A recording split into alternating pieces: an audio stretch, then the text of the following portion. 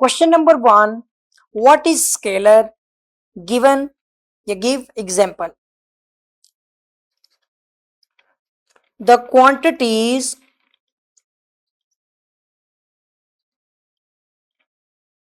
which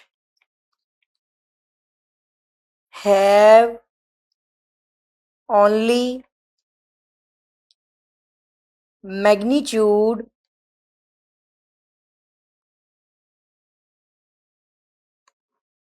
magnitude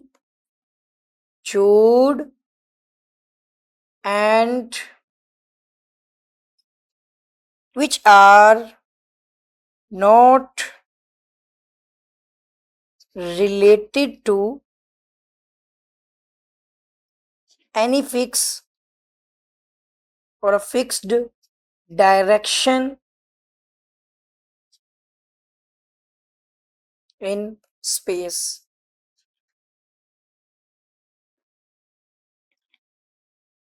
Such quantities are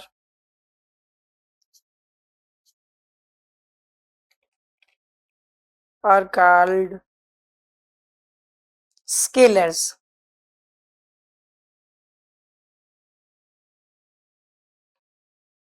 अब इसकी example बनेगी इस तरह से कि फॉर एग्जाम्पल्स ये examples of scalars are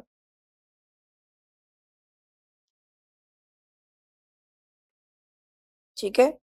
examples of scalars are आपकी बनेगी इसमें mass, length, density, volume etcetera. ठीक है, तो ये डेफिनेशन हमारी बनती है। किसमें होता है पता क्या है कि स्केलर ऐसी quantity. What is unit vector? Vector whose magnitude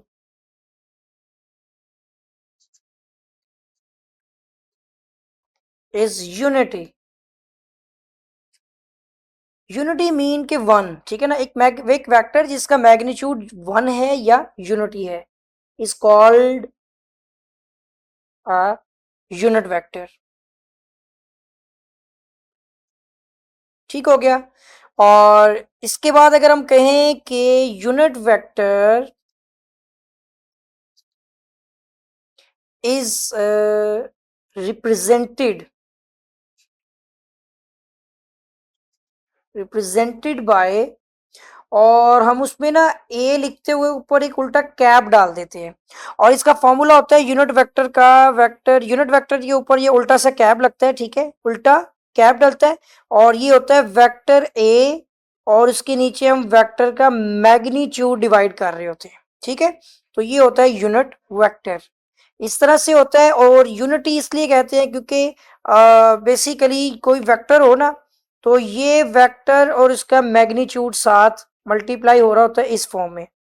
तो ऐसे वेक्टर को जो है बेसिकली ये नहीं आएगा, इसका वो उल्टा कैप यूनिट वेक्टर होगा। तो ये एक फॉर्म बनती है इसके अंदर। बहरहाल आपने इसकी सिंपल सी डेफिनेशन याद रखनी है कि वेक्टर का जब मैग्नीट्यूड वन होता है तो वो आपका यूनिट वेक्टर होता है।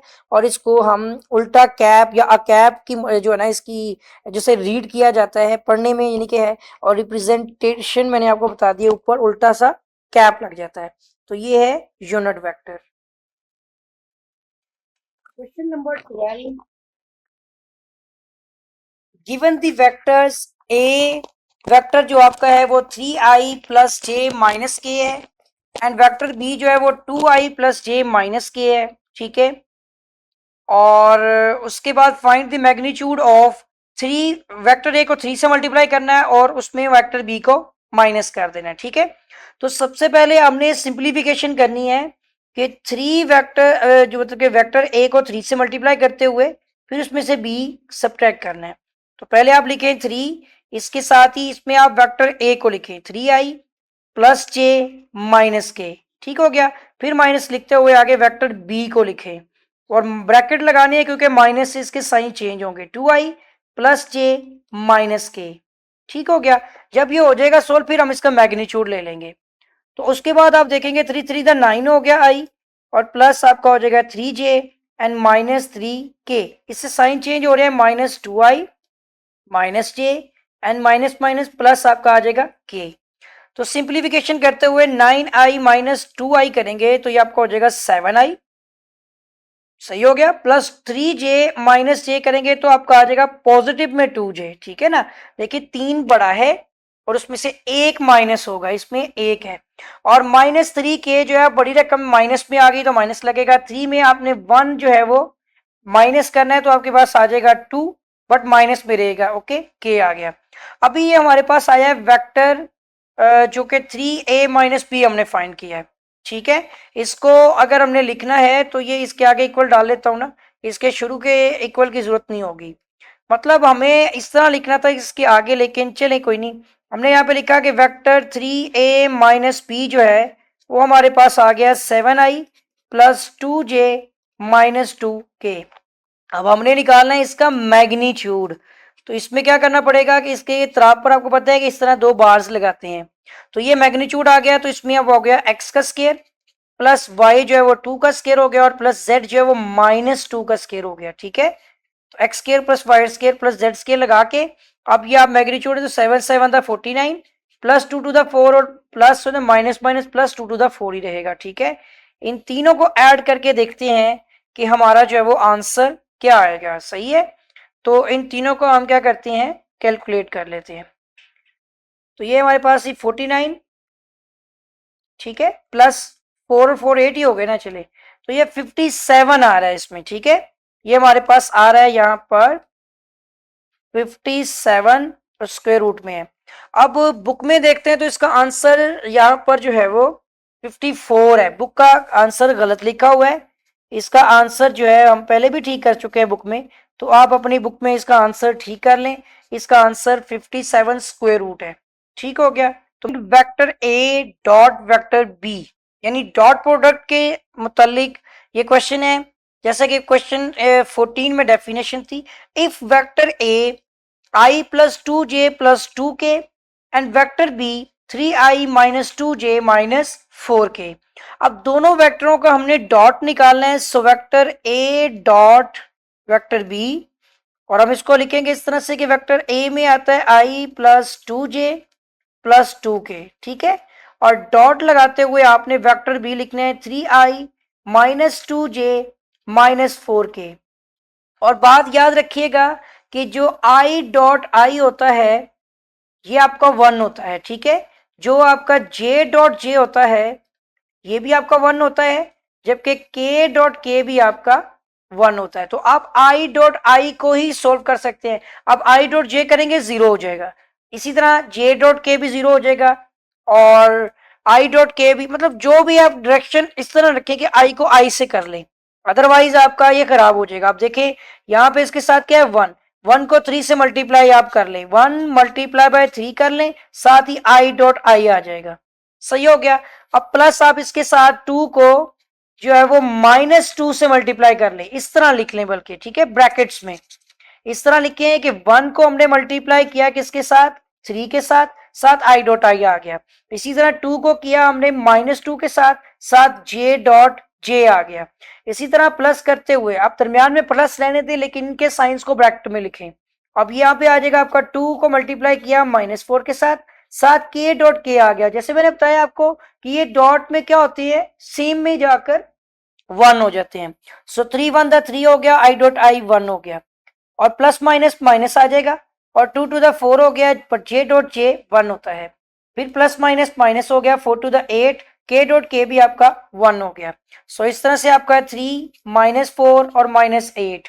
अब 8 और 4 12 हो गए, माइनस 12 और ये करेंगे तो ये आपके पास माइनस में 9 आ जाएगा, ठीक हो गया। इसका आंसर चेक कर लेते हैं, क्वेश्चन 15 का आंसर माइनस 9 ही है। तो वेक्टर ए डॉट बी जो है हमारा सोल्व हो चुका है। और जैसा मैंने आपको बताया कि आप कोशिश करें कि आई को आई के साथ ही करें। क्वेश्चन नंबर 20, और क्वेश्चन है फॉरवर्ड वैल्यू ऑफ लैम्डा।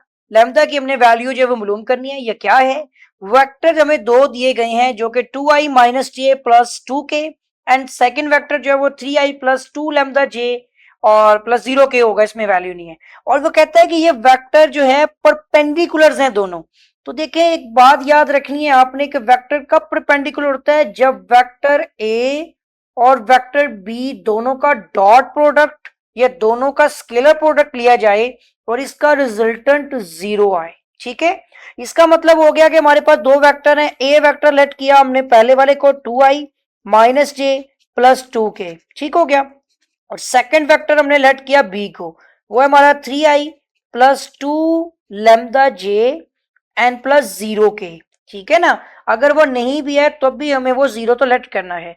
अब मैंने आपको जैसे बताया कि ये दोनों वेक्टर एक दूसरे के परपेंडिकुलर हैं और इसके साथ ही हमने यहां से लैम्डा की वैल्यू भी निकालनी है।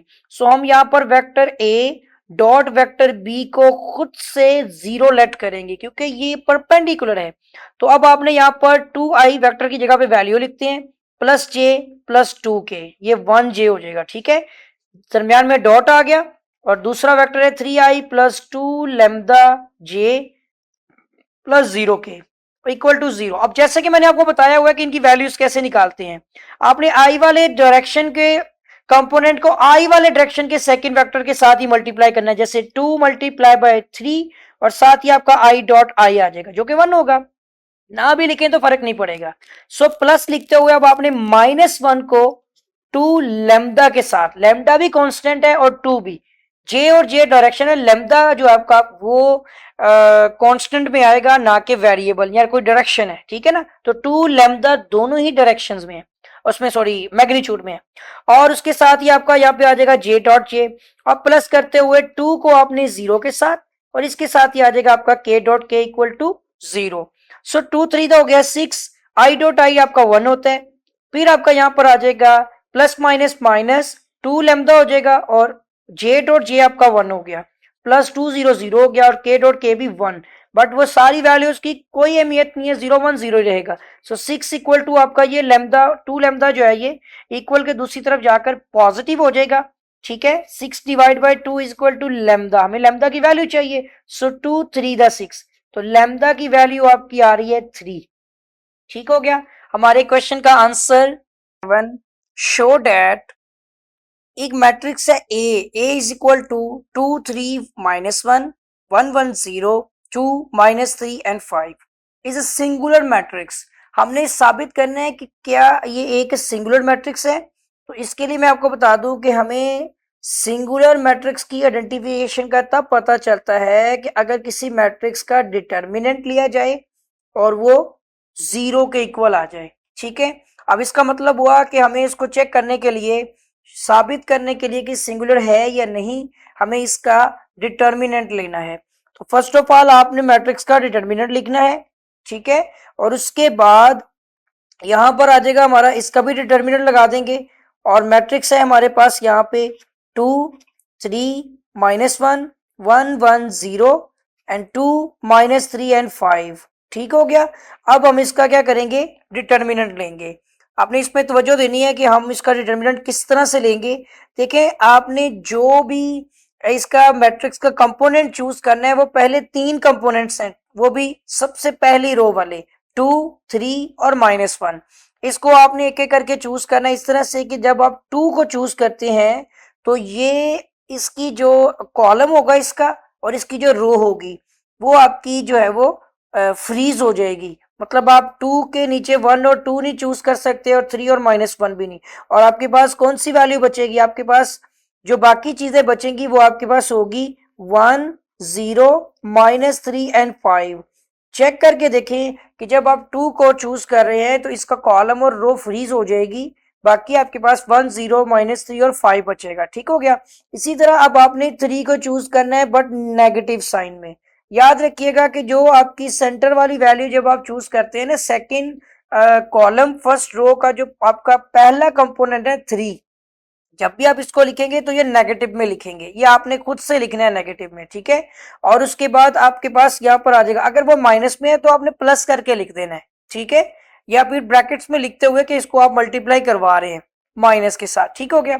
उसके बाद आपका जो है ये 3 देखें सेकंड कॉलम में है तो पूरे का पूरा सेकंड कॉलम जो है फ्रीज हो जाएगी और इसकी फर्स्ट रो भी फ्रीज हो जाएगी। तो आपके पास आ जाएगा 1 0 2 एंड 5, ठीक है, क्योंकि ये वाली रो, ये वाला कॉलम सॉरी, और ये रो, तो इसमें आपके पास 1 0 2 और 5 ये बन जाएगा। ठीक हो गया। इस तरह ही आपके पास लास्ट में वो पॉजिटिव लिखते हैं तो वो माइनस में आ रहा है तो माइनस में ही रहेगा, यानी आपने 2 और -1 वाली वैल्यू के साइन नहीं चेंज करने, बट सेंटर में जो 3 है इसका जो भी साइन होगा आपने माइनस से मल्टीप्लाई करके लिखना है। अब पॉजिटिव 3 था तो प्लस माइनस -3 हो गया, अगर नेगेटिव 3 होता तो +3 लिखता। ठीक हो गया, सिर्फ साइन चेंज कर देने। अब -1 वाला कॉलम जो है ये 0 और 5 ये कॉलम भी खत्म हो गया, और इसके शुरू में 2 3 और -1 ये पूरी रो खत्म हो गई, तो ये आपके पास 1 1 2 और माइनस में 3 आ जाएगा। ठीक है, अब ये हमारे पास जो है ना, हमने इसको डिटर्मिनेंट लेने हैं। किस तरह से डिटर्मिनेंट लेंगे हम, क्योंकि ये क्यूब में आ गया, मतलब कि स्क्वायर मैट्रिक्स, ये आपका मैट्रिक्स है ना, मतलब जितनी रोज है उतनी कॉलम है, तो लेकिन इसके कंपोनेंट 3 हो गए हैं, मतलब 2 होते तो हम आराम से कर लेते। तो अब इसमें अब आपने इस तरह ये सिचुएशन पूरी बनानी होती है। ठीक हो गया, अब ये 2 आ गया आपका। अब इसके अंदर क्रॉस मल्टीप्लाई करेंगे आपके 1 को 5 से, फिर माइनस करते हुए 0 को -3 से। ऊपर हमेशा आपकी पहली जो वैल्यू होगी ऊपर वाली होगी, ठीक है, फिर माइनस लगेगा, 3 भी आ जाएगा। अब आपका ऊपर क्या है 1 लेफ्ट की तरफ से, इससे मल्टीप्लाई होगा 5। पहले आप 0 और 2 को नहीं कर सकते, फिर माइनस करते हुए 0 और 2 को करेंगे। ठीक है, पहले लेफ्ट की तरफ से, अब -1 है तो यहाँ लेफ्ट की तरफ से 1 और मल्टीप्लाई बाय डायगनली माइनस में 3 है, फिर माइनस में आपका 1 और यहाँ पे आ जाएगा 2। ठीक हो गया। अब जस्ट सिंप्लीफिकेशन करके देखते हैं कि क्या इसका डिटर्मिनेंट 0 आ रहा है। अगर तो डिटर्मिनेंट 0 हो गया तो प्रूव हो जाएगा कि ये एक सिंगुलर मैट्रिक्स है। ठीक है, सो 2 आ गया, 5 1 5, माइनस माइनस चाहे प्लस कर ले लेकिन 3 0 0 ही हो जाएगा। सो -3, 5 1 5 एंड -0 2 0, एंड माइनस आपका ये 1 है तो इसके अंदर देख लें -3 1 -3 एंड -2 1 -2। ठीक हो गया। आप सिंप्लीफाई मजीद करते जाते हैं, देखते हैं क्या आता है। ये आपका 2 आ गया, इसके अंदर आपका सिर्फ 5 रह जाएगा, माइनस में आपका ये 3 है और इसके अंदर आपका 5 है, और यहाँ पर आपका -1 अंदर आपका माइनस में 5 है। देख लिया, -3 और -2 कितने हो गए, -5। सो आप सिंप्लीफाई मतलब मल्टीप्लीकेशन करनी है, 2 5 10, -5 3 15, एंड माइनस माइनस प्लस आपका 5 हो जाएगा। आप यहाँ देख सकते हैं कि 10 और 5 आप आपस में ऐड होकर 15 पॉजिटिव और एक नेगेटिव बना रहे हैं। सो हमारा ए का जो डिटर्मिनेंट है वो 0 आ गया। सो प्रूव दैट, ठीक है, आप स्टेटमेंट लिख लें, prove that given matrix are, ठीक है, गिवन मैट्रिक्स आर सिंगुलर या इज, गिवन मैट्रिक्स इज, जो दिया गया मैट्रिक्स है वो आपका सिंगुलर है। ठीक हो गया, यानी आपने इसका डिटर्मिनेंट लेना होता है। अभी ये थोड़ा सा वेट कीजिएगा क्योंकि थोड़ा स्टक हुआ है, तो ये मैं बता देता हूँ आपको। जब भी आप किसी मैट्रिक्स के बारे में चेक करना चाहें कि ये सिंगुलर है तो आपको उसका डिटर्मिनेंट लेना है, और जब आप उसका डिटर्मिनेंट फाइंड कर लेते हैं तो वो आपके पास अगर आंसर 0 दे तो वो प्रूव हो जाता है कि आपका मैट्रिक्स जो है वो सिंगुलर है। नंबर 9, शो डैट एक मैट्रिक्स है B-1 A B 0 1 A B equal to B cube plus A cube.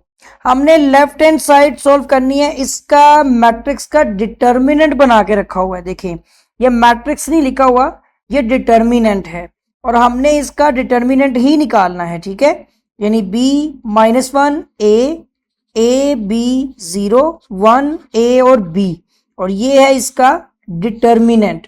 और अब हम इसका डिटर्मिनेंट इस तरह निकालेंगे जैसे हमने पीछे भी एक क्वेश्चन किया है, तो रेफरेंस आपको बता देता हूँ, क्वेश्चन 7 जैसे आपने अटेम्प्ट किया था ना, तो ये आपका आ गया, पहले B को आपने बाहर निकाल लिया तो बाकी इसका कॉलम ये A और 1 जो है फ्रीज हो जाएगा, -1 और A भी फ्रीज हो जाएगा। ठीक है, ये A है, ये फ्रीज हो गए तो हमारे पास है B0 A और B। ठीक है, B0 A एंड B ये बच जाएगा। फिर मैंने आपको बताया कि अपने दरमियान में माइनस लगाना है, और इसके पास ऑलरेडी माइनस में 1 वैल्यू है। ठीक है, तो ये प्लस होनी है इसलिए मैंने लगा दिया है, और ये इसका कॉलम B और A फ्रीज हो गया, ऊपर से भी B-1 और A ये फ्रीज हो जाएंगे, तो आपके पास आ जाएगा A 0 1 एंड B।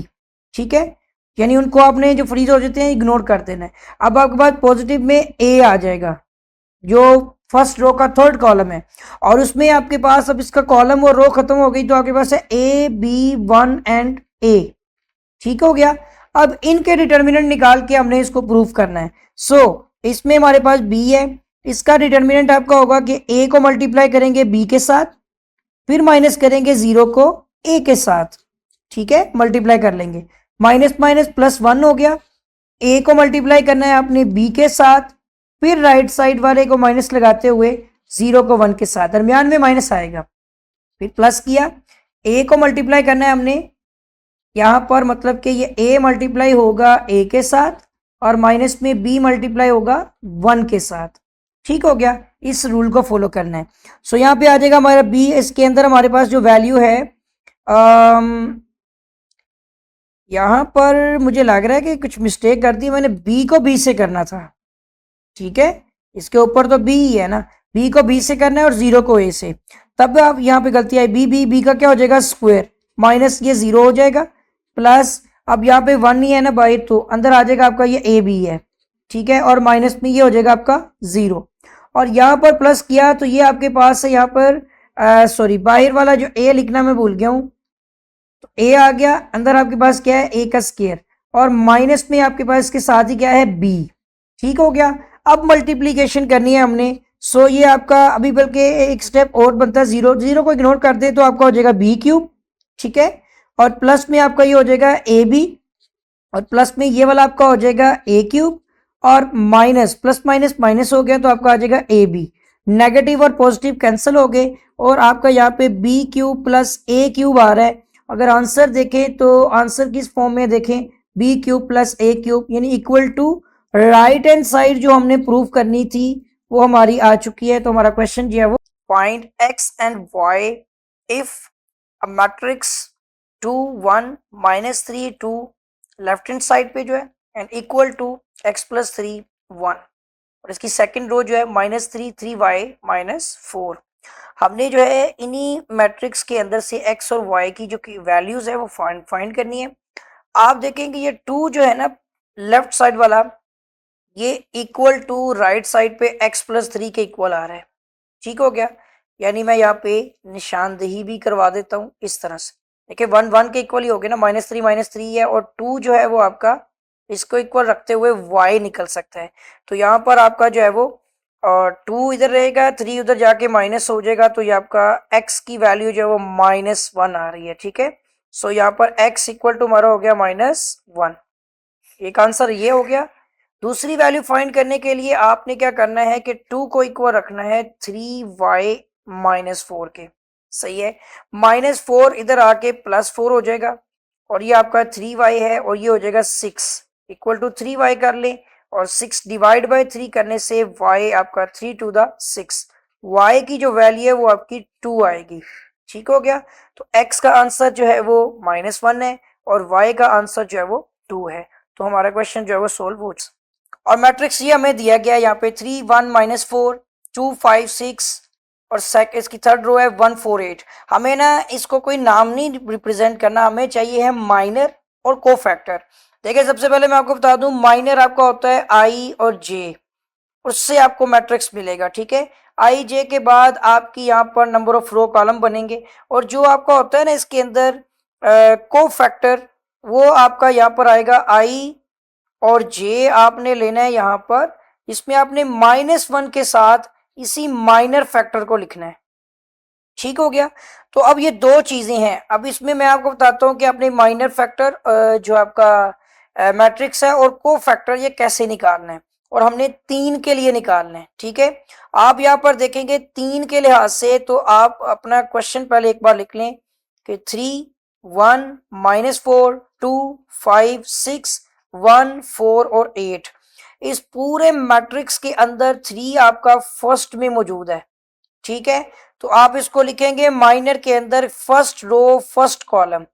ठीक है, यहाँ पे आप देख सकते हैं जो मैंने बताया आपको, आई जे फर्स्ट रो है आपकी और फर्स्ट कॉलम है, और उसके बाद इसके जो आपके फैक्टर जिसका हमने डिटरमिनेंट लेना है, ये कॉलम और रो खत्म हो जाएगी ना, तो आपके पास क्या वैल्यू बचेगी, जे वाला पेयर आपके पास बचेगा फिर। ठीक है, ये मैंने आपको बता दिया यहाँ पे कि आपने 5, 6, 4 और 8 इसका डिटर्मिनेंट लेना है।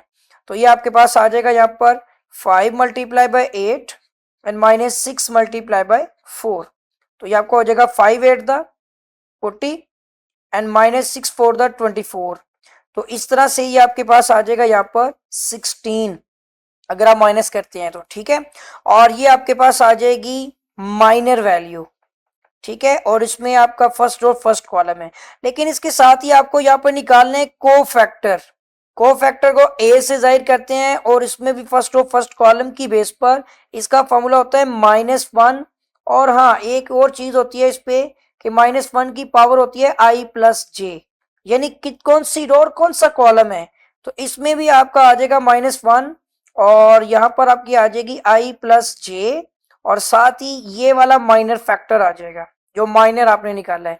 तो -1 वैसे ही आ गई, फर्स्ट रो फर्स्ट कॉलम है, साथ ही आपका यहाँ पर जो है वो आंसर आ गया 16 निकला हुआ है ना आंसर वही। तो आपका 1 और 1 कितने हो गए, आपके 2 हो गए। -1 का आपने स्केयर लेना है और 16 साथ मल्टीप्लाई हो रहा है तो पॉजिटिव में ही रहेगा, -1 प्लस हो जाएगा 16 ही आपका जो है वो इसका को फैक्टर है। और माइनर फैक्टर भी यही है और को फैक्टर भी आपका इतना ही आ रहा है, ठीक हो गया। तो ये ही आपके क्वेश्चन के आंसर्स हैं। क्वेश्चन नंबर 24, इफ एक डिटर्मिनेंट मैट्रिक्स है k-2 और 1 5 एंड k+2 इक्वल टू 0 है, हमने इसमें से देन फाइंड k की कीमत मालूम करनी है। देखिए मैट्रिक्स है k-2 1 5 एंड k+2, इसका जो डिटर्मिनेंट है ना उसने खुद से हमें कहा है कि ये 0 के इक्वल है। तो आप इसका डिटर्मिनेंट निकाल लें, जिसमें हम k-2 को k+2 से मल्टीप्लाई करते होते हैं और माइनस करते हुए 1 को 5 से और इक्वल टू 0 कर देंगे। So a minus B into A plus B आपको पता है कि ये होता है a square minus B square के इक्वल, और माइनस में 5 1 द 5 इक्वल टू 0 हो जाएगा। सो ये आपका हो जाएगा k square minus 2 to the 4 and minus 5 equal to 0। ये आपके 5 और 4 कितने हो गए, दोनों ऐड हो जाएंगे और 9 बन जाएंगे, ठीक है, equal to 0। So k square equal to positive 9 हो गया and taking square root on both side, ये इससे कैंसिल हुआ। k की वैल्यू आपकी 3 3 द 9 होता है ना, तो 3 बन रही है, ठीक है। आंसर चेक कर लेते हैं बुक में, और दो साइंस में होगी जी, पॉजिटिव एंड नेगेटिव। तो ये हमारे k का जो है वो आंसर आ गया।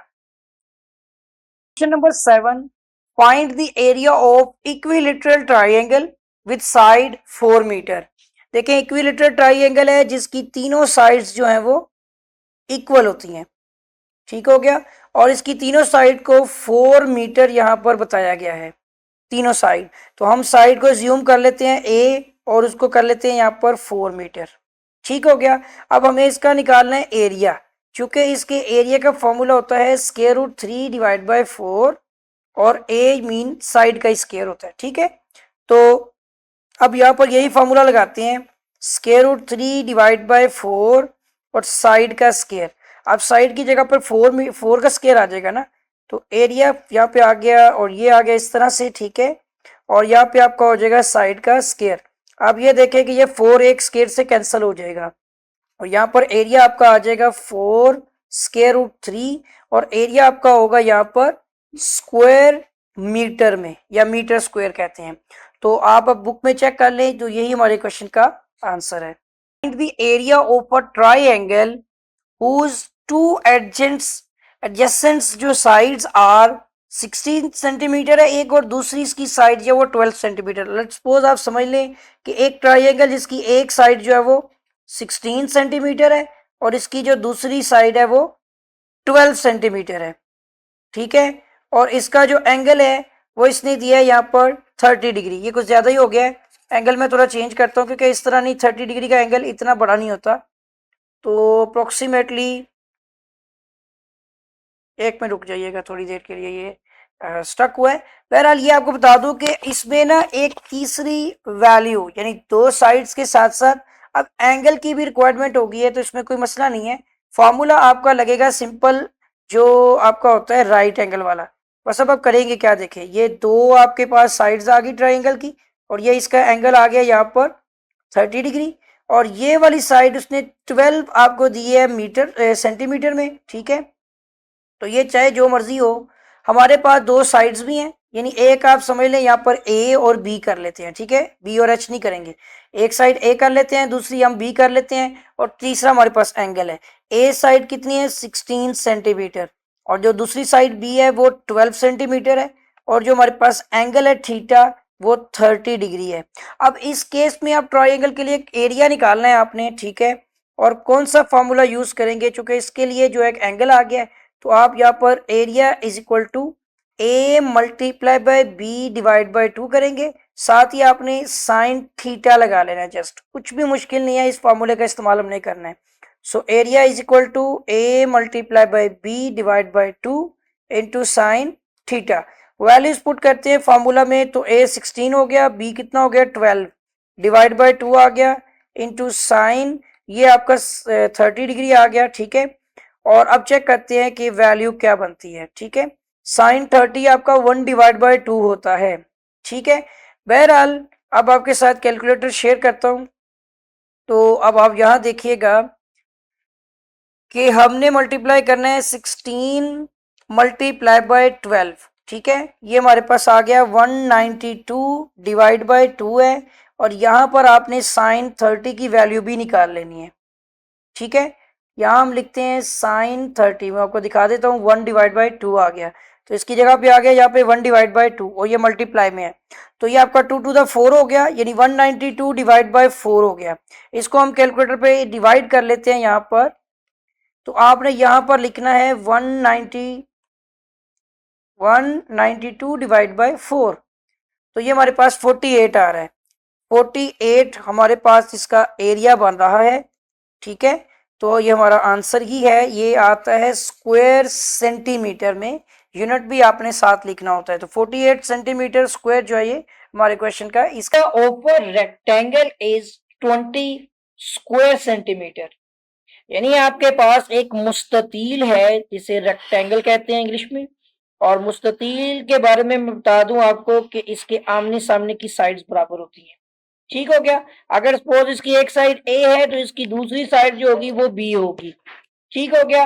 इस तरह से हमारे पास the area of a rectangle is equal to, so A is equal to आ जाएगा 20 square centimetre, mean centimetre square, and one of its side is 4 centimetre long, जबकि इसकी एक साइड जो है वो 4 सेंटीमीटर लॉन्ग है, अभी नहीं लिखते कौन सी, अभी पता चल जाएगा, ठीक है, वो 4 centimetre long. Find the breadth, देखें ए लेंथ में ज्यादा है, ये लंबाई ये होती है इसकी ब्रेथ होगी ना एक रेक्टेंगल की, ये क्या कहलाएगी ब्रेथ, और ये इसकी क्या कहलाएगी डेप्थ कहलाएगी, ठीक है, हाइट या डेप्थ, तो अभी ये डेप्थ कहलाएगी, ठीक हो गया। तो अब हमारे पास बी इंटू डी होता है ना बेसिकली, तो अब हमारे पास जो है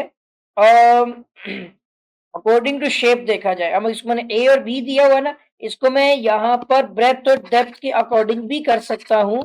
सपोज आप कहें कि ये ब्रेथ है और ये इसकी डेप्थ है, ठीक हो गया, तो बी इंटू डी के फॉर्मूले को हम यूज कर सकते हैं। सो एक साइड दिया 4 सेंटीमीटर, तो वो क्या हो सकती है कि साथ ही उसने कहा फाइंड दी ब्रेथ, तो ब्रेथ हमने फाइंड करनी है बी, तो हमें फिर डेफिनेटली दूसरी साइड जो है वो डी दी हुई है।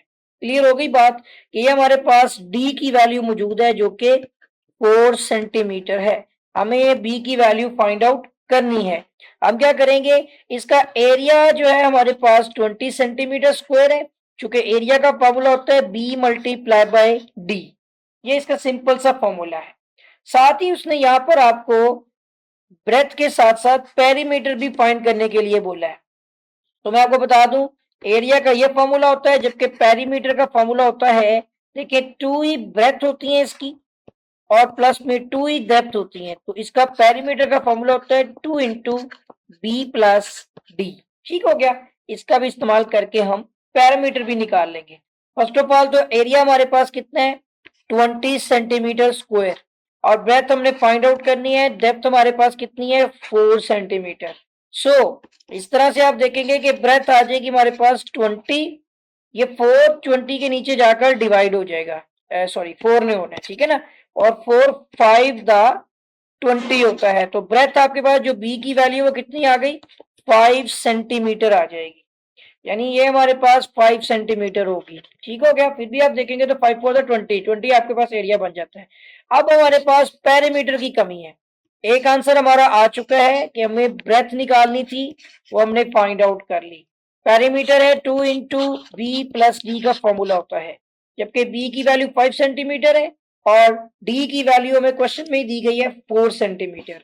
तो यहाँ पर आप पुट करेंगे पेरीमीटर में 2 into B 5 centimetre plus D 4 centimetre. 5 और 4 आपके हो जाएंगे 9। तो मल्टीप्लाई करें 2 9 द 18, हमारा जो पैरामीटर है वो 18 सेंटीमीटर हो जाएगा। ठीक है।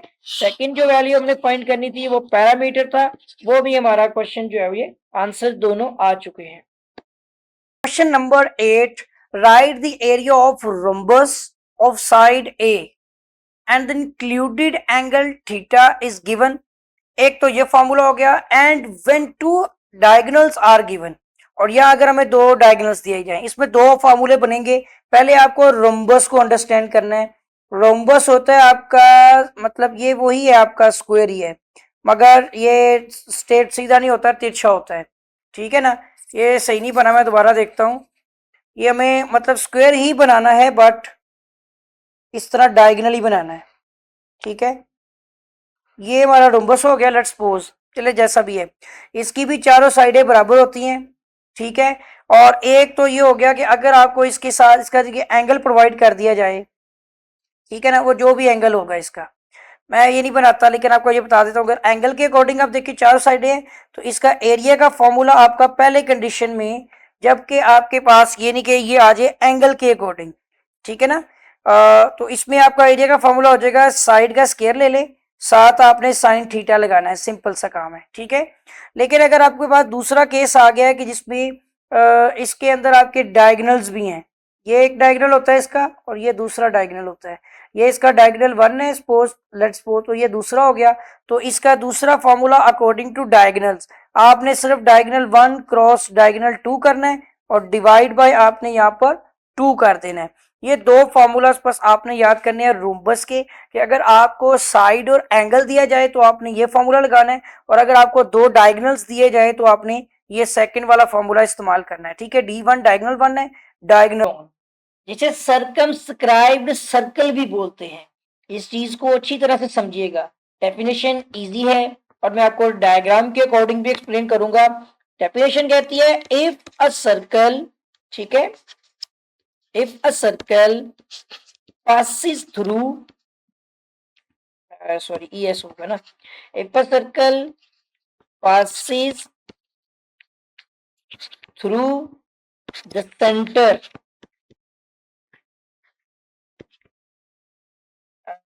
एक मिनट रुकिएगा, सेंटर नहीं होंगे, बेसिकली कॉर्नर्स होंगे। If a circle passes through the corners, ठीक है, corners of a polygon,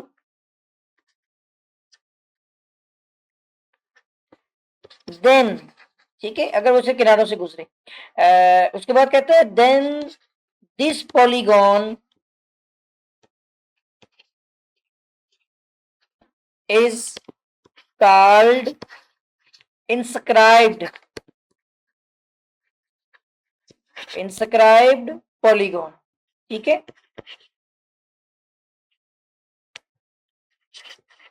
and the circle is called circumscribed circle। ठीक है, is called the circumscribed circle। अब इस डेफिनेशन को थोड़ा सा अंडरस्टैंड कीजिएगा। यहां लिखा इंस्क्राइब पॉलीगोन, इट मीन कि अगर पॉलीगोन पेंटा हेक्सागोन है, सॉरी, ठीक है ना, छोटे बनाते हैं थोड़ी सी shape.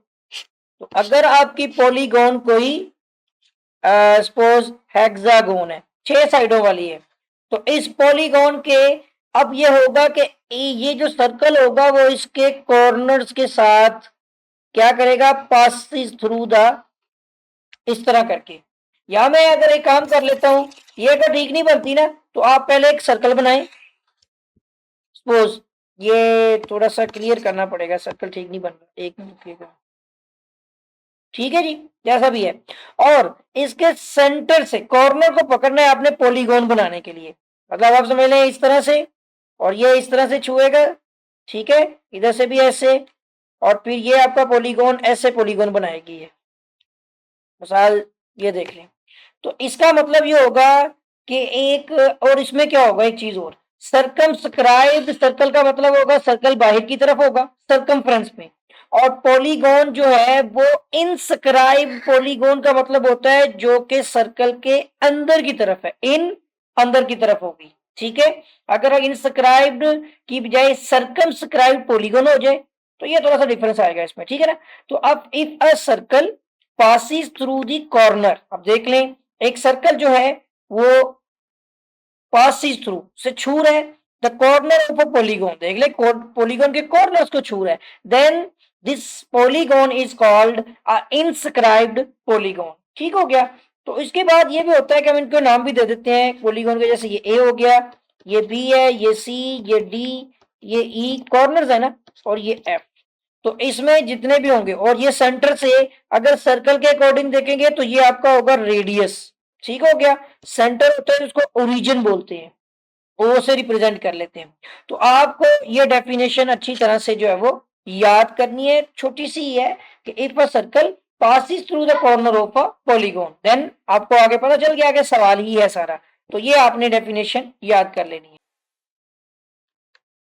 Question number 10, the perimeter of a regular hexagon, hexagon की 6 साइड्स होती हैं, ठीक है। तो यहाँ पर नंबर ऑफ साइड कितनी हो गई, वो 6 हो गई, और पेरीमीटर हेक्सागोन का है तो इसमें कितनी 12 सेंटीमीटर पैरामीटर दिया गया है। पॉइंट इट्स एरिया, एरिया हमने फाइंड करना है। मैं आपको पहले ये बता दूं, हमें एक साइड की जरूरत भी पड़ेगी कि एक रेगुलर हेक्सागोन की टोटल तो 6 साइड्स हो गई, ठीक है। अगर उसकी एक साइड की लेंथ कितनी होगी, तो साइड ऑफ यानी कि लेंथ ऑफ साइड जो है वो फाइंड करने के लिए हमें पता है कि इसका जो पैरामीटर होगा वो 6 साइड्स होगा, ठीक हो गया। तो 6 साइड्स की बेस पर आपके पास parameter is equal to 6 side मैंने लिख दिया, साइड आपने निकालनी है, टोटल पैरामीटर 12 है, ठीक है, और 6 साइड है हो गई इस तरह से। तो डिवाइड बाय 6 करके इक्वल टू एक साइड आप निकाल लेंगे, तो 6 टू द 12, आपकी जो एक साइड होगी वो 2 सेंटीमीटर होगी, लेकिन हमें फाइंड आउट करना है इसका एरिया। तो अब मैं आपको बता दूं कि इसका एरिया का फॉर्मूला हम पहले भी पढ़ चुके हैं, क्वेश्चन नंबर 7 में जाइएगा, आपको पता चलेगा कि किसी भी रेगुलर पॉलीगॉन का एरिया का फॉर्मूला होता है साइड इनटू जो नंबर ऑफ साइड होगी ना, नंबर ऑफ साइड आ गई और फिर उसके बाद लेंथ ऑफ साइड का स्क्वायर लेंगे, डिवाइड बाय 4 करेंगे, और इनटू आपने यहां पर लेना है कोट को टेंजेंट, और 180 डिग्री डिवाइड बाय आप साइड करेंगे, ठीक है। तो ये फॉर्मूला हमने इस्तेमाल करना है, सही हो गया। अब यहां पर हमारे पास नंबर ऑफ साइड कितनी है, 6 है, क्योंकि ये एक हेक्सागोन है, तो ये आ जाएगा हमारा यहाँ पर 6, और लेंथ ऑफ साइड कितनी है 2 सेंटीमीटर, जो अभी हमने फाइंड आउट की, डिवाइड बाय 4 आ गया, कॉट 180 डिग्री, और डिवाइड बाय, अब नंबर ऑफ साइड तो 6 है, ठीक है। अब हम इसको सोल्व करते हैं, सो ए आ गया साइड, ये 6 है, 2 2 टू द 4 हो गया हमारा, ठीक है, 4 4 से कैंसिल हो जाएगा। साथ ही आप देखेंगे यहाँ पे cot 6 3 the 18 30 degree, cot 30 degree, देखिए हमें कॉट 30 की वैल्यू नहीं मालूम है, हमें एक वैल्यू को पता है कि कॉट के बारे में मैं आपको बता दूं, कोटेंजेंट थीटा जो होता है ये 1 डिवाइड बाय टेंजेंट थीटा होता है, रेसिप्रोकल है, ठीक है। तो हम यहाँ पे लिखेंगे 6 मल्टीप्लाई बाय, और कॉट को 1 डिवाइड बाय टेंजेंट 30 डिग्री कर लेंगे, क्योंकि हम जानते हैं कि टेंजेंट 30 की वैल्यू जो है वह कैलकुलेटर से इजीली मिल जाएगी, ठीक है। तो 6 डिवाइड बाय, आप टेंजेंट की जो वैल्यू है ऊपर भी आप अगर 2 3 6 भी कर सकते हैं, ठीक है। मैं थोड़ा सा आपको बताता हूँ, और अगर हम बुक के अकॉर्डिंग आंसर बनाएं तो ये भी मतलब के हो सकता है। पहले आप ये देखें कि टेंजेंट हमें 30 की वैल्यू चाहिए, लिखिए टेंजेंट 30, ये आपके पास आ जाएगा स्क्वायर रूट 3 डिवाइड बाय 3 आ जाएगा, ठीक है। तो इस तरह निकलें, कोई मसला नहीं है, हमें इससे भी कोई प्रॉब्लम नहीं है। तो इसकी वैल्यू आ जाएगी यहाँ पर टेंजेंट की स्क्वायर रूट 3 डिवाइड बाय क्या हो जाएगा आपका 3 आ जाएगा, इस तरह से सही हो गया। अब आपने क्या करना है कि इस वैल्यू को थोड़ा सा डिवाइड इस फॉर्म में लेके आए कि एरिया आपका हो जाएगा 6 divide by square root 3 divide by 3, इस तरह से लिखें। जैसे ही मैं इसको मल्टीप्लाई करूंगा 3 ऊपर चला जाएगा और स्क्वायर रूट 3 जो है ये नीचे आ जाएगा, सही हो गया। अब हमें अपना आंसर भी साथ देख के रखना है ना, तो ताकि हमारे क्वेश्चन का आंसर ठीक आए। अब ऊपर आप देखेंगे कि ये 3 की वैल्यू वैसे तो सिंपल वैल्यू होती है कि 3 की पावर फुल है, इसको आप 2 स्क्वायर रूट 3 में भी लिख सकते हैं, ठीक है। सो ये आ जाएगा यहाँ पे 6 square root 3 multiply by square root 3 divide by x square root 3, नीचे वाली वैल्यू से कैंसिल हो जाएगी। तो हमारा एरिया जो है according to book 6 square root 3 जो है वो सेंटीमीटर स्क्वायर में आ जाएगा। ठीक हो गया जी। तो एक सिंपल सा फार्मूला बस आपने इस्तेमाल करना था जिसकी मदद से हमारा क्वेश्चन जो है वो सोल्व हो गया। 14 सेंटीमीटर वाइड एक रास्ता है जो 14 सेंटीमीटर चौड़ा है, surrounds a circular lawn. Surrounding ये जो बेसिकली मुश्तमिल है एक सर्कुलर लॉन के ऊपर हुज डायामीटर इज 360 सेंटीमीटर। उस सर्कुलर लॉन का डाया जो है इनर वो 360 सेंटीमीटर है, ठीक है। Find the area of the path. अब जो सर्कुलर पाथ बनेगा ना उसका आपने एरिया निकालना है। देखें सपोज ये आपके पास है इनर एरिया और ये उसके ऊपर सर्कुलर पाथ है, ठीक है ना। अब ये सर्कल सही नहीं बनते, एक तो मुझे समझ नहीं आ रही। मैं 1 मिनट रुकिएगा, कोशिश करता हूँ थोड़ा थोड़ा करके कुछ हद तक बन जाए। एनुअल रिंग्स की शक्ल में बन जाएगा ये, ठीक है। इसका सेंटर पॉइंट कोई भी हो, इसका जो अंदर वाला एरिया है वो इसने दिया हुआ है 360 सेंटीमीटर स्क्वायर में, बल्कि सॉरी एरिया नहीं दिया हुआ, डायामीटर दिया हुआ है, मिस्टेक हो गई यहाँ पे। मैं एरिया समझ जाऊँ, यहाँ से यहाँ तक का जो डाया है वो 360 सेंटीमीटर है, ठीक है। जबकि जो इसका पाथ है वो 14 सेंटीमीटर है, तो 14 ही सेंटीमीटर इधर से है, 14 सेंटीमीटर ही इधर से भी है। तो अब आपको अगर इसका एक्सटर्नल डाया निकालना है तो आपको यहाँ पर 14 प्लस 360 प्लस 14, ठीक है। ये जब आप करेंगे तो आपके पास का जो आउटर डाया है वो भी आ जाएगा, ठीक हो गया। और एरिया फिर हमने इसका फाइंड आउट करना है। तो ये डाया आपके पास बड़ा कितना बनेगा, ये अब यहाँ पर क्या करें, कैलकुलेट कर लेते हैं, ठीक है। हम यहाँ पर इसको करेंगे कैलकुलेट और ये कैलकुलेशन कितनी बनेगी 14 प्लस 360, ठीक है, प्लस फिर से 14, तो ये बन जाएगी 388। तो यहाँ पर अब हम लिख लेंगे 388 सेंटीमीटर। देखिए आपके पास ये इनर डाया था, अंदर वाला डाया जो होता है ना ये डाया, और ये बाहर वाला डाया आपका आउटर डाया जिसको ये कहते हैं। और अब आपको पता है कि हमने निकालना है एरिया। इसका एरिया का फॉर्मूला हम पिछले लेक्चर में पढ़ चुके हैं कि पाई आउटर डाई का स्क्वायर माइनस इनर डाई का square divide by 4।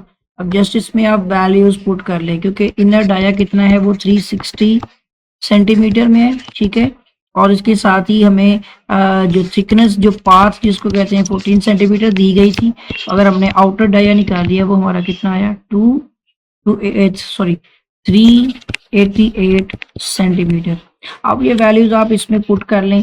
So area is equal to pi आ गया, आउटर डाया कितना है 388, इसका क्या होगा स्क्वायर माइनस, और ये आपका इनर डाया है 360 का स्क्वायर, और इसके इस तरह से हम ये कवर कर लेंगे और डिवाइड बाय 4 आ जाएगा। हमने दूसरी ब्रैकेट इसलिए लगाई ताकि मिक्स ना हो जाए चीजें, ठीक है। अब इसको हमने यहाँ पर कैलकुलेट करना है, ठीक है। अब यहाँ पर हम इसको कैलकुलेट करेंगे। तो इसके लिए सबसे पहले आपने यहाँ पे ये लिखा हुआ था बल्कि 388 ना, तो एरिया इज इक्वल टू पाई रहने देते हैं, इसको यहाँ पे सोल्व करते हैं।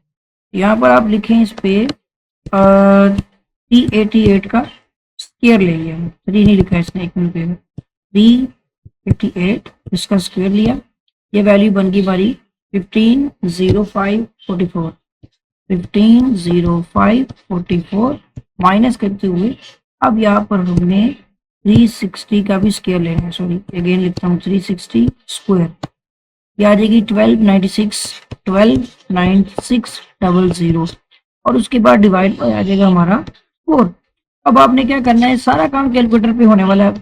यहाँ पर जो भी वैल्यू आपने लिखी हुई है ना वैसे ही रहने दें, चाहे तो 15 0544 माइनस आंसर कर ले, आंसर होती है प्रीवियस वैल्यू, इसकी आती है 20944, 5 into 20944 आ जाएगी आपकी ये सोल्व करके, और डिवाइड बाय 4, अब मल्टीप्लाई बाय पाई करूंगा, फिर हमने डिवाइड बाय 4 भी करना है, ठीक है। तो यहाँ पर आप करें मल्टीप्लाई बाय शिफ्ट, और ये पाई का बटन आ गया, इक्वल कर लें, तो इसके साथ ही लगा हुआ एस टी का बटन प्रेस करेंगे, तो 665 हो गया, और पॉइंट आपके पास है 516 के आगे 5 है ना, तो 52 भी आप लिख सकते हैं इसको, 6 के आगे 1 के आगे 6 है तो उसको 2 बना देंगे, और डिवाइड बाय 4, ऐसे ही कैलकुलेटर पे रहने दें, खत्म नहीं करेंगे तो बिल्कुल आपको एक्यूरेट मिल जाएगा।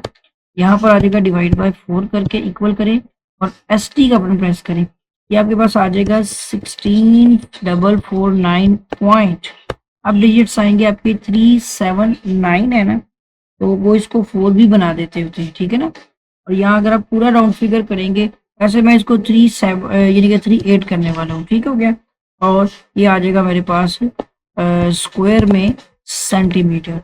और अगर आप बुक के अकॉर्डिंग इसका आंसर देखें तो इसमें बुक में आंसर इसको जो है ना, क्वेश्चन नंबर हम कौन सा कर रहे हैं, 8 कर रहे हैं ना, तो उसमें थोड़ा डिफरेंस आ रहा है, वो 16456 बना रहा है, तो इसने पाई की वैल्यू 3.142 पुट की होगी, तो इसलिए इसमें कोई मसला नहीं है, आप जो है ना इस लिहाज से भी। Question number 9, define a sector of the circle. अब सेक्टर के बारे में मैं आपको बताता हूँ, अ सेक्टर, पहले डेफिनेशन लिखते हैं फिर मैं एक्सप्लेन करूंगा। तो इसमें डेफिनेशन है, a sector is a portion, ठीक है, a sector is a portion of a circle, of a circle bounded by two radii, radii mean radius, ठीक है, two radii and the arc, और एक कर्व होगी joining their extremities, ठीक है। मैं इसके स्पेलिंग थोड़ी सी सही करके लिख देता हूँ, एक्सट्रीमिट्स के EXTREMITIES, एक्सट्रीमिट्स, ठीक है। और इसके अगर अगर हम मैं आपको एक बात बताऊं कि ये क्या चीज होती है, तो देखें, अ सेक्टर इज अ पोर्शन, एक सेक्टर एक पोर्शन होता है कि एक सर्कल है, उसका एक सेंटर पॉइंट, भी थोड़ा सही जगह पे बनाता हूँ कुछ हद तक कि यहाँ पे हो जाएगा, वैसे ये सर्कल ही नहीं लग रहा, ठीक है ना। मैं दोबारा इसको कोशिश करता हूँ थोड़ा छोटा ही बन जाए, कर्व थोड़ी ठीक लगा दें, क्योंकि ये थोड़ा पेन स्लाइड कर जाता है। बहरहाल ये एक सर्कल है, इसका सेंटर पॉइंट आ गया, और इसके अंदर दो रेडियस जिस हिस्से को कवर कर ले, अब ये वाला हिस्सा जो है ना आपका, ये आपका हिस्सा सेक्टर कहलाएगा, ठीक है।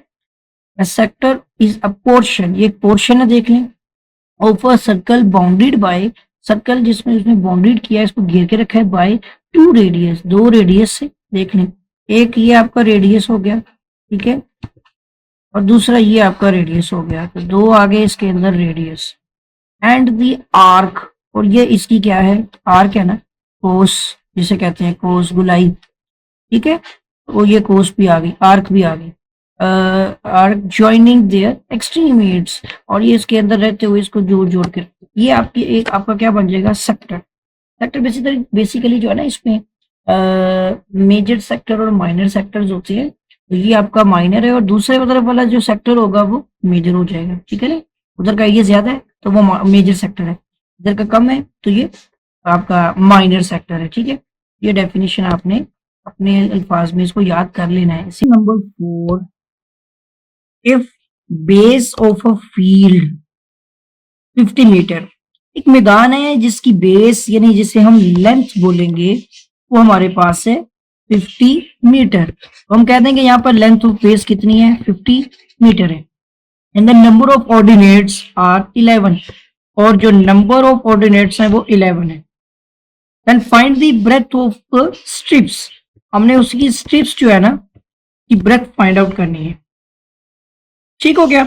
अब मैं आपको बता दूं कि इसकी स्ट्रिप्स का फॉर्मूला जो बेसिकली होता है ना, वो लेंथ डिवाइड बाय ऑर्डिनेट्स जितने भी हो उनमें से एक कम करना पड़ता है। उसकी रीजन क्या है अभी आपके सामने एक्सप्लेन करूंगा, आप खुद समझ जाएंगे। आप समझ लें कि यहाँ पर जो है ना 11 ऑर्डिनेट्स हैं। देखिएगा 1 2 3 4 5 6 7 8 9 10 एंड 11। और यहां से यहां तक इस 11 ऑर्डिनेट्स का जो फील्ड की जो लेंथ दी गई है वो 50 मीटर है।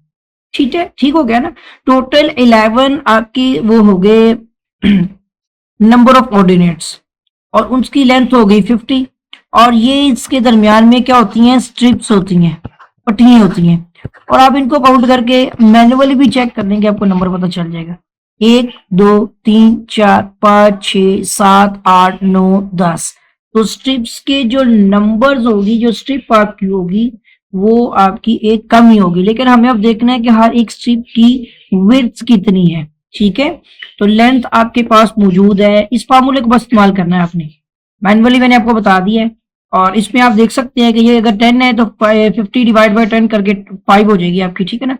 तो अब यहाँ पर देखिए जी, लेंथ आपकी कितनी है, 50 metre, divide by number of ordinates 11 है, -1 किया तो कितने हो गए, 10 हो गए। सो स्ट्रिप्स आपकी 50 डिवाइड बाय 10 की 0 0 से कट गया। तो ये आपके पास एक स्ट्रिप की जो विड्थ होगी वो 5 मीटर होगी। मीटरों में क्वेश्चन है ना, तो 5 मीटर आपकी एक स्ट्रिप होगी। ये हमारे क्वेश्चन का आंसर बनता है। मैनुअली भी हमने चेक कर लिया, इसके 10 आपके स्ट्रिप्स बनती है। और हमारा क्वेश्चन है find the area of the whole surface of a right triangle prism.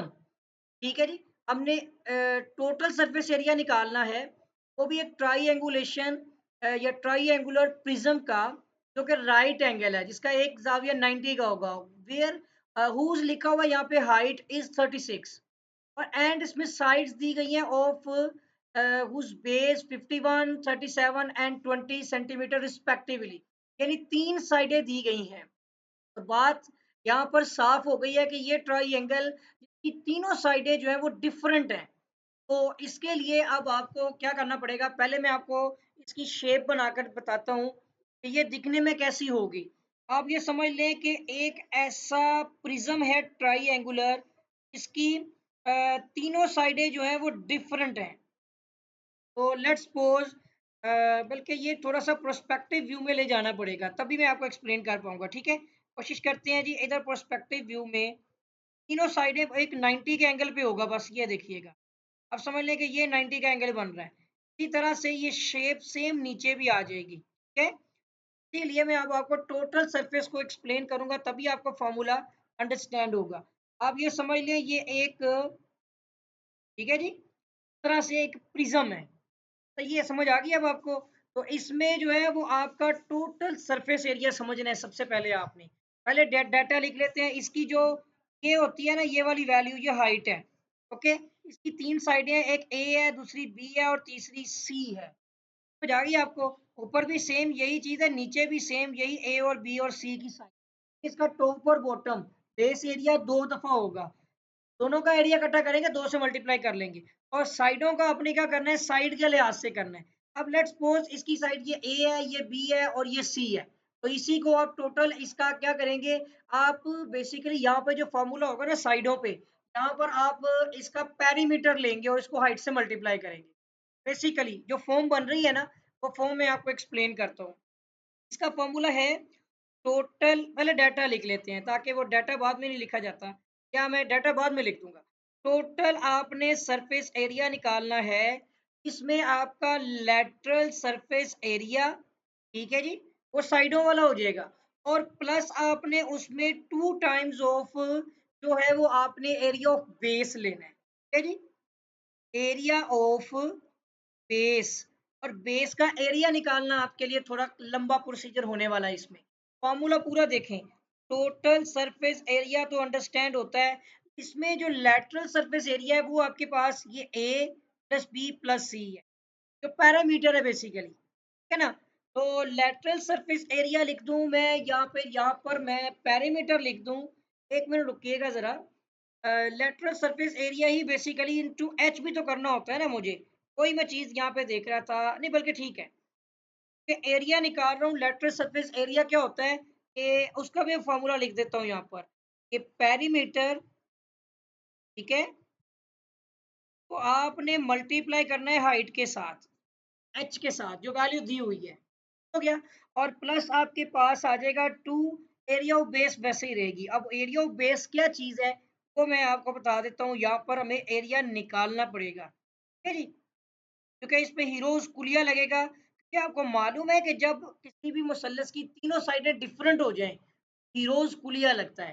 Hero का कुलिया क्या होगा वो भी आपको यहाँ पे बताना पड़ेगा। थोड़ा लंबा सवाल है इसलिए थोड़ा सा आपने तवज्जो देनी है। अब इस फॉर्मूले का मैं इस्तेमाल करूंगा नेक्स्ट, जब भी हम इसमें अब करने वाले हैं। पहले डाटा देख लें। डाटा में हमारे पास जो हाइट है वो 36 सेंटीमीटर है। ए साइड जो है वो 51 है, ठीक है ना, 51 सेंटीमीटर। और साइड बी जो है वो 37 सेंटीमीटर है। और जो साइड सी है वो 20 सेंटीमीटर है। तीनों डाटा की मदद से अब आप अपने फॉर्मूला में आ जाए तो पेरीमीटर तो आप आसानी से निकाल लेंगे, वैल्यूज निकाल के पुट कर लेंगे इसमें, ठीक है जी। पेरीमीटर आपका क्या होगा जी, देखें। पेरीमीटर एक ट्राइंगल का तीनों साइडें ऐड करनी होती है, ए प्लस बी प्लस सी। इसमें होगा क्या, आप ऐड करेंगे 51 प्लस 37 प्लस 20, तो आपके पास आ जाएगा पेरीमीटर। हम यहाँ पर इनको ऐड कर लेते हैं, ये आ जाएगा हमारा 51 प्लस 37 प्लस 20, ठीक है जी। ये बन जाएगा हमारा यहाँ पे 108। 108 सेंटीमीटर में पेरीमीटर तो आ गया, हाइट ऑलरेडी मौजूद है। अब ये चाहिए यहाँ पर एरिया ऑफ बेस, ठीक है जी। एरिया ऑफ बेस का फॉर्मूला देखिएगा, पहले फॉर्मूला बता देता हूँ चलें, बाद में फिर उसकी वैल्यू निकाल के पुट कर लेंगे। एरिया ऑफ बेस जो है, अगर आप देखें जो साइडें डिफरेंट है तो हीरोज कुलिया लगता है, जो होता है आपका S into S minus A into S minus B into S minus C, और इसका होता है स्क्वायर रूट। तो इसके लिए अब आपको पहले एस की वैल्यू, चूंकि एस की वैल्यू जो होती है वो A plus B plus C divide by 2 होता है। पीरियड से पहले साइड निकलेगी, साइड को आपने एरिया के फॉर्मूला में पुट करना है। पुट करने के बाद आपके पास जो है ये एरिया ऑफ बेस आ जाएगा, सारी चीजें मौजूद होंगी। फिर आपने जो मेन फॉर्मूला है ना टोटल सरफेस एरिया, इसमें पुट करना होगा, ठीक है। पहले हम यहाँ पर देखते हैं जी ये साइड कितनी निकलती है। ये आपके पास कितनी कितनी वैल्यूज हैं ये देख लें जी। 51 प्लस 37 प्लस 20, जो पेरीमीटर था डिवाइड बाई 2 करना है, ये 108 हो गया डिवाइड बाई 2। ये आपका हो जाएगा यहाँ पर एस की वैल्यू 54 आ जाएगी, ठीक है, हाफ कर लिया अगर हमने। अब आपने हीरोज कुलिया के मुताबिक जो है वो आपने बेस एरिया निकालना है, ठीक है जी। यहाँ पे चाहे तो पूरा लिख लें जो भी है, कि ये काम अब हमें करना पड़ेगा। ये एरिया ऑफ बेस, वो आपको मैंने लिखवाया अभी, S into S minus A into S minus B into S minus C, इसको बोलते हैं हीरोज कुलिया। और इसके बाद अब आप इसमें वैल्यू पुट करें, सो 54, और इसमें आ जाएगा 54 माइनस ए कितना है 51, यहीं से देख लें 51 आ गया, ये जो टोटल भी किया हुआ है। फिर 54 माइनस 37, फिर आपका आ जाएगा 54 माइनस 20, तरह स्क्वायर रूट लेते हुए ये आपके पास आ जाएगा बेस का एरिया। अब इसको यहाँ पे सोल्व करते हैं, ठीक है। आप चाहें तो डायरेक्ट सोल्व कर लें क्योंकि ऑलरेडी क्वेश्चन बहुत लेंथी हो रहा है। तो आप लिखिए 54 और ब्रैकेट के अंदर आप इसमें लिखिए 54 माइनस 51, ब्रैकेट क्लोज करके फिर ब्रैकेट लगा दें 54 माइनस 37, फिर ब्रैकेट ब्रैकेट क्लोज करके फिर लिखिए 54 माइनस 20। अब मैनुअल भी लिख सकते हैं, इक्वल करते हैं। ये आपके पास जो भी वैल्यू आ रही है इसका स्क्वायर रूट भी ले लेते हैं। ये हमारे पास वैल्यू हो जाएगी 306 सेंटीमीटर स्क्वायर, ये हमारे पास यूनिट आएगा क्योंकि एरिया ऑफ बेस है। अब आपने यहाँ पे टोटल सरफेस एरिया का फॉर्मूला लिखना है। ये मैंने आपको ये जो वैल्यू बताई हुई है ना, पेरीमीटर मल्टीप्लाई बाय हाइट, ये वाली वैल्यू आपने लेकर आनी है यहाँ पर। यहाँ पर आपका होगा क्या कहते हैं इसको जी, पेरीमीटर जो हमने फाइंड किया है इसको मल्टीप्लाई बाय एच करेंगे, ये आपके पास बन जाएगा लैटरल सरफेस एरिया, ठीक है। ये बन जाएगा आपका लैटरल सरफेस एरिया। और इसके साथ ही आपने ऐड करना है 2 times of area of base, ठीक है जी। एरिया ऑफ बेस 2 टाइम्स इसलिए करनी है, अब 2 टाइम्स क्यों करनी है वो भी समझ लें। एक ये वाली है और एक ऊपर से भी है, दोनों सतहें। अब चारों सतहों का यानी कि इसको आप 3D हर तरफ से 4D कह सकते हैं, हर लिहाज से आपने इसका जो है सरफेस का, सतह का टोटल एरिया निकालना है, और वही एरिया निकल रहे हैं। पेरीमीटर क्या हो गया, प्लस आपका 2 times of area of base आपने हीरोज कुलिया की मदद से निकाल भी लिया है, ठीक है ना। तो एक मिनट साथ ही लिखते हैं, ठीक है जी। क्या आ जाएगा, एरिया ऑफ बेस, बस फाइनल स्टेप पे मौजूद है हम। ये कोई इतना टफ मुश्किल नहीं है, देख लें एरिया ऑफ बेस, ठीक है ना। तो टोटल सरफेस एरिया जो है बेसिकली निकालना था, इसके लिए इतना काम करना पड़ा। पेरीमीटर कितना है हमारे पास जी, पेरीमीटर की वैल्यू है 108। यहाँ पर आप करते हैं जी 108 मल्टीप्लाई बाय हाइट कितनी है आपके पास, हाइट आपके पास है 36। यहाँ पर एच की वैल्यू आपने 36 भी पुट कर देनी है ब्रैकेट्स में, इसलिए क्योंकि वैसे भी पहले मल्टीप्लीकेशन होती है डिमैस रूल के अकॉर्डिंग। फिर 2 इंटू ये आपके पास एरिया ऑफ बेस कितना आया 306। बस अब आपने इसको सोल्व करना है तो टोटल सरफेस एरिया आपके पास आ जाएगा। पहले हम यहाँ पर इसको 2 से मल्टीप्लाई कर लेते हैं तो ये हो जाएगा हमारा 612, प्लस कर लेते हैं और इसको भी चेक कर लेते हैं, ठीक है जी। 108 सॉरी 108 मल्टीप्लाई बाय 36, तो ये वैल्यू आ जाएगी 3888। और अब देखते हैं जी, हमारा जो टोटल सरफेस एरिया है उसमें हमने ये 612 भी ऐड कर देना है। ऐड 612 किया तो ये आ जाएगा 4500, 4500 सेंटीमीटर स्क्वायर या स्क्वायर सेंटीमीटर में ये हमारे पास इसका आंसर आ रहा है। तो मैं इसका जो है वो आंसर देख लेता हूँ बुक के अंदर से। हमारे इस क्वेश्चन का आंसर है 4500। और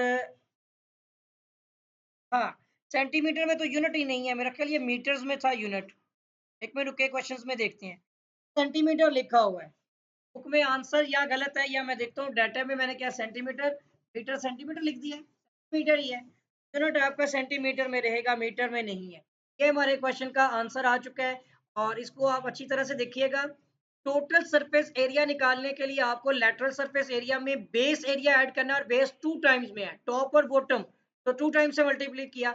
अब आपको बाकी चीजें पता है इसके अंदर के, अगर जो आपकी कहते हैं उसको कि ट्राइंगल ऐसी आ जाए जिसकी तीनों साइडें डिफरेंट हो जाए, तो उस केस में आपको एरिया निकालने के लिए हीरोज कुलिया लगाना होता है।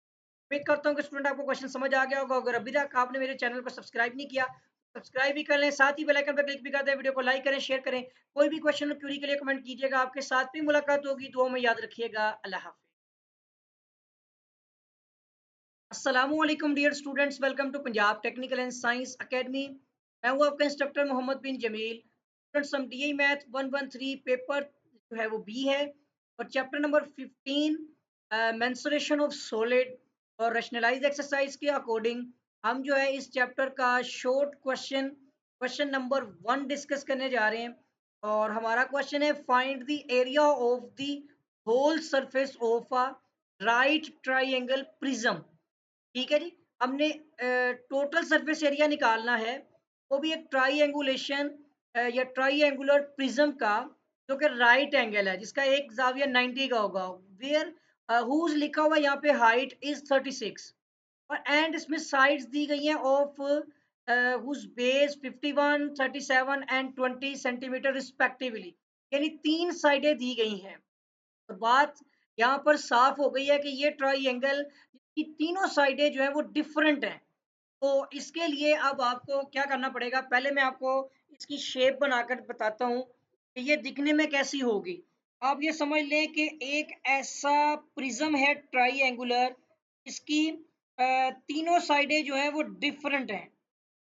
तो लेट्स सपोज, बल्कि ये थोड़ा सा प्रोस्पेक्टिव व्यू में ले जाना पड़ेगा, तभी मैं आपको एक्सप्लेन कर पाऊंगा, ठीक है।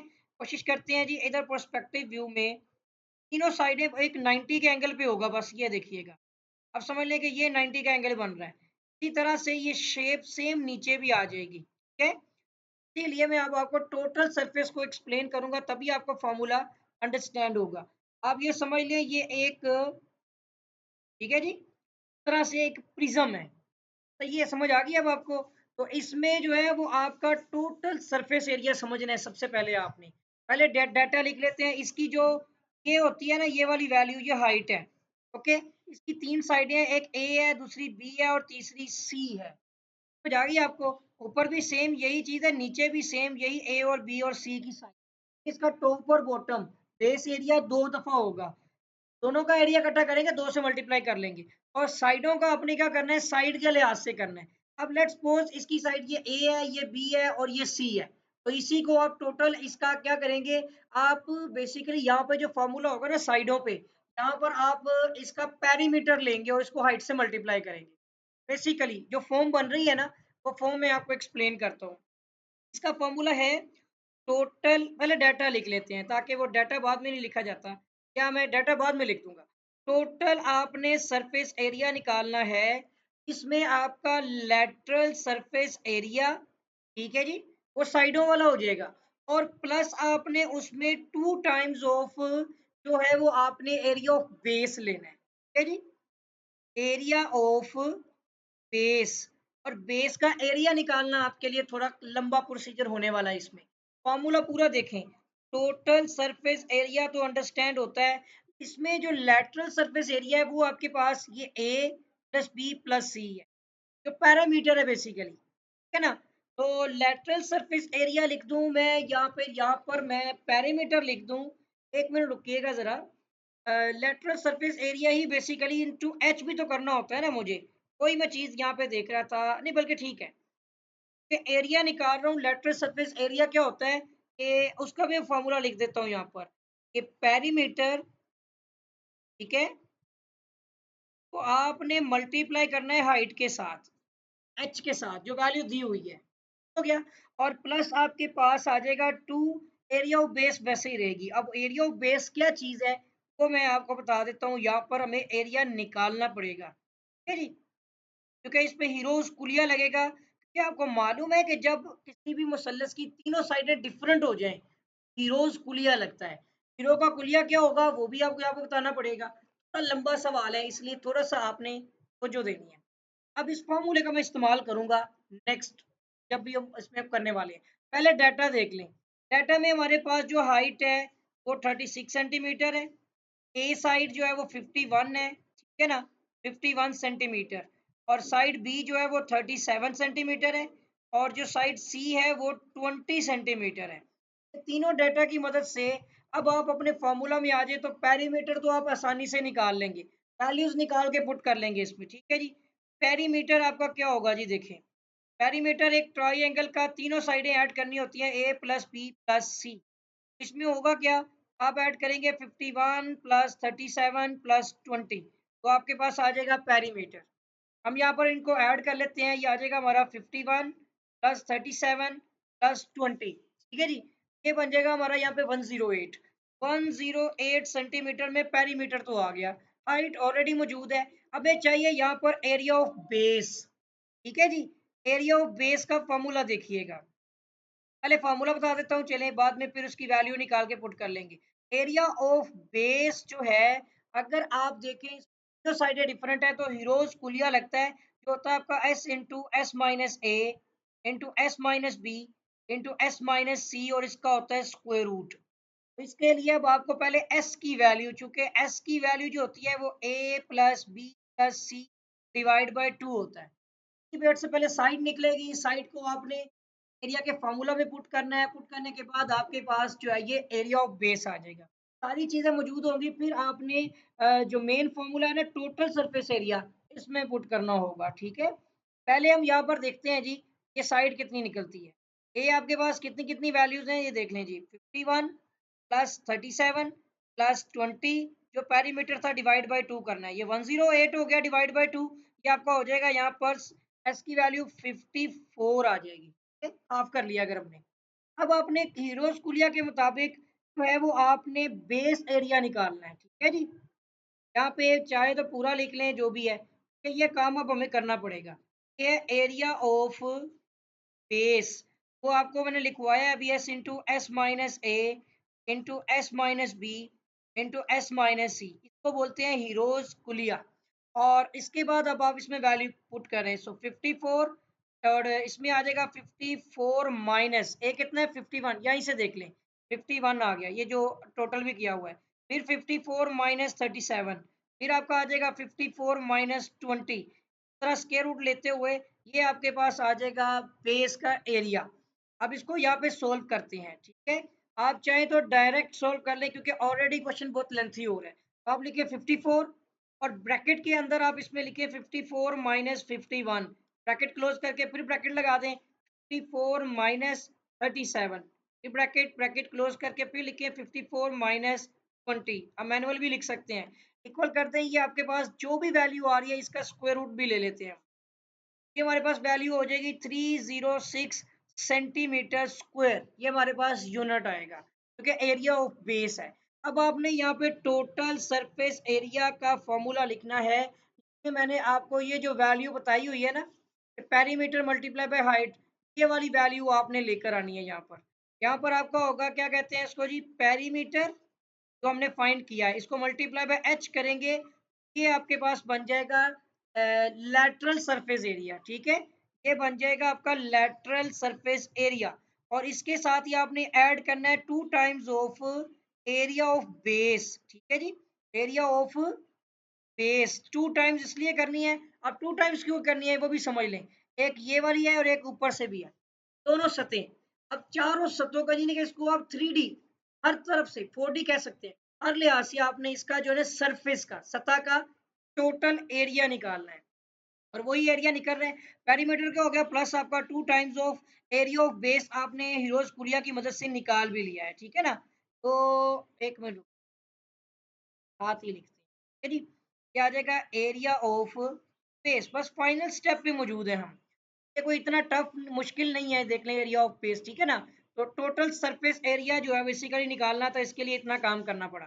पेरीमीटर कितना है हमारे पास जी, पेरीमीटर की वैल्यू है 108, यहाँ पर आप करते हैं जी 108 मल्टीप्लाई बाय हाइट कितनी है आपके पास, हाइट आपके पास है 36, यहाँ पर एच की वैल्यू आपने 36 भी पुट कर देनी है, ब्रैकेट्स में इसलिए क्योंकि वैसे भी पहले मल्टीप्लीकेशन होती है डिमैस रूल के अकॉर्डिंग। फिर 2 इंटू, ये आपके पास एरिया ऑफ बेस कितना आया 306, बस अब आपने इसको सोल्व करना है तो टोटल सरफेस एरिया आपके पास आ जाएगा। पहले हम यहाँ पर इसको 2 से मल्टीप्लाई कर लेते हैं, तो ये हो जाएगा हमारा 612, प्लस कर लेते हैं और इसको भी चेक कर लेते हैं। ठीक है जी, 108 सॉरी 108 मल्टीप्लाई बाय 36, तो ये वैल्यू आ जाएगी 3888। और अब देखते हैं जी, हमारा जो टोटल सरफेस एरिया है उसमें हमने ये 612 भी ऐड कर देना है, ऐड 612 किया तो ये आ जाएगा 4500 सेंटीमीटर स्क्वायर, या स्क्वायर सेंटीमीटर में ये हमारे पास इसका आंसर आ रहा है। तो मैं इसका जो है वो आंसर देख लेता हूँ बुक के अंदर से। हमारे इस क्वेश्चन का आंसर है 4500, और हाँ, सेंटीमीटर में तो यूनिट ही नहीं है, मेरा ख्याल ये मीटर्स में था यूनिट।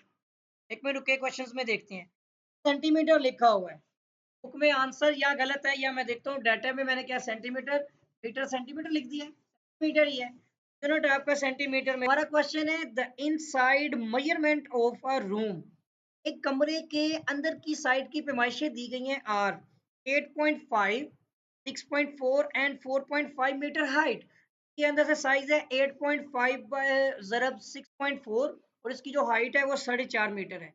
हाउ मेनी मैन, कितने आदमी, ये तादाद के बारे में पूछा जा रहा है, शुड स्लीप, सो सकते हैं, इन दी रूम, कमरे के अंदर जो है वो सो सकते हैं, if each man is allowed 13.6 cubic metre of air, हवा के लिहाज से टोटल यानी कि लंबाई चौड़ाई और हाइट के लिहाज से ओवरऑल 13.6 क्यूबिक मीटर या मीटर क्यूब जो है वो एक आदमी को वॉल्यूम दिया गया है।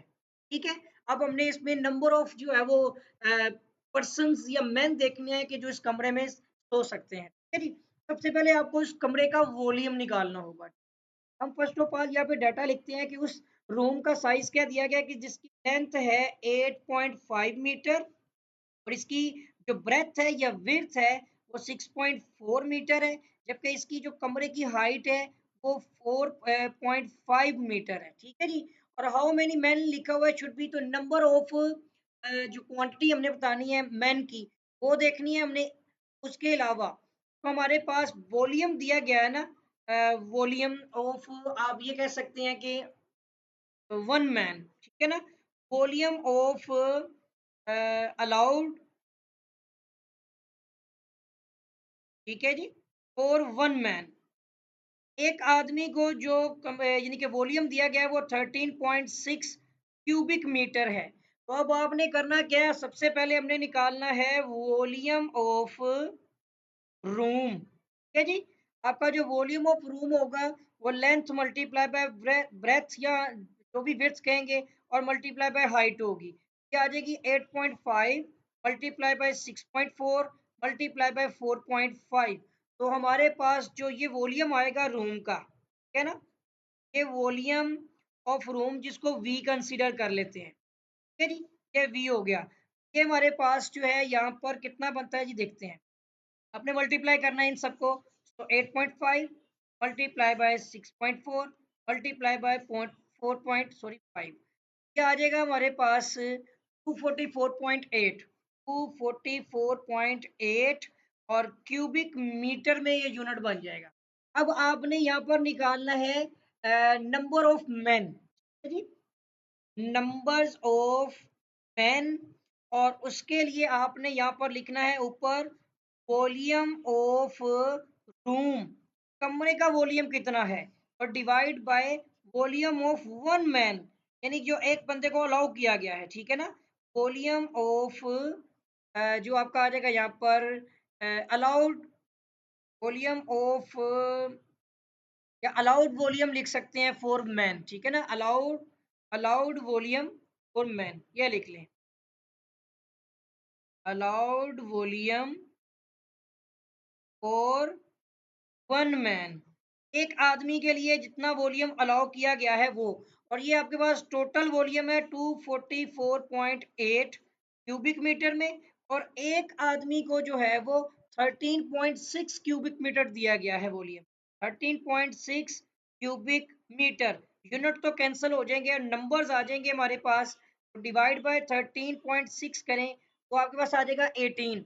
टोटल नंबर ऑफ 18 मेंस होंगे। ठीक है ना, 18 आदमियों के लिए कमरे में जगह मौजूद है। सही हो गया, टोटल कमरे के लिहाज से 18 बनती है। आंसर देख लेते हैं जी, आंसर इसका 18 मैन ही लिखा हुआ है। 18 एस नहीं आएगा इसके साथ, सॉरी, मैन तो ऑलरेडी जो है वो ज्यादा लोगों के लिए बोला जाता है। ठीक है, तो नंबर ऑफ मैन होंगे 18 मैन मैंस। ठीक है, तो क्वांटिटी हमें पता चल गई है, इधर क्वांटिटी ही निकाल रहे थे हम कि टोटल नंबर ऑफ मैन कितने होंगे। ठीक, chapter number 16 mensuration of cylinder और शॉर्ट क्वेश्चन रैशनलाइज्ड एक्सरसाइज के अकॉर्डिंग क्वेश्चन नंबर 2 डिस्कस करेंगे।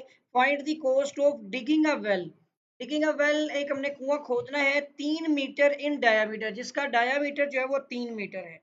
अब ये समझ लें कि कुएं की खुदाई के लिए का जो कुएं का डायामीटर है वो 3 मीटर है। ठीक है जी, और इसकी जो डेप्थ दी गई है, कुएं की जो डेप्थ है, जो गहराई है, वो कितनी दी गई है अभी देख लेते हैं जी।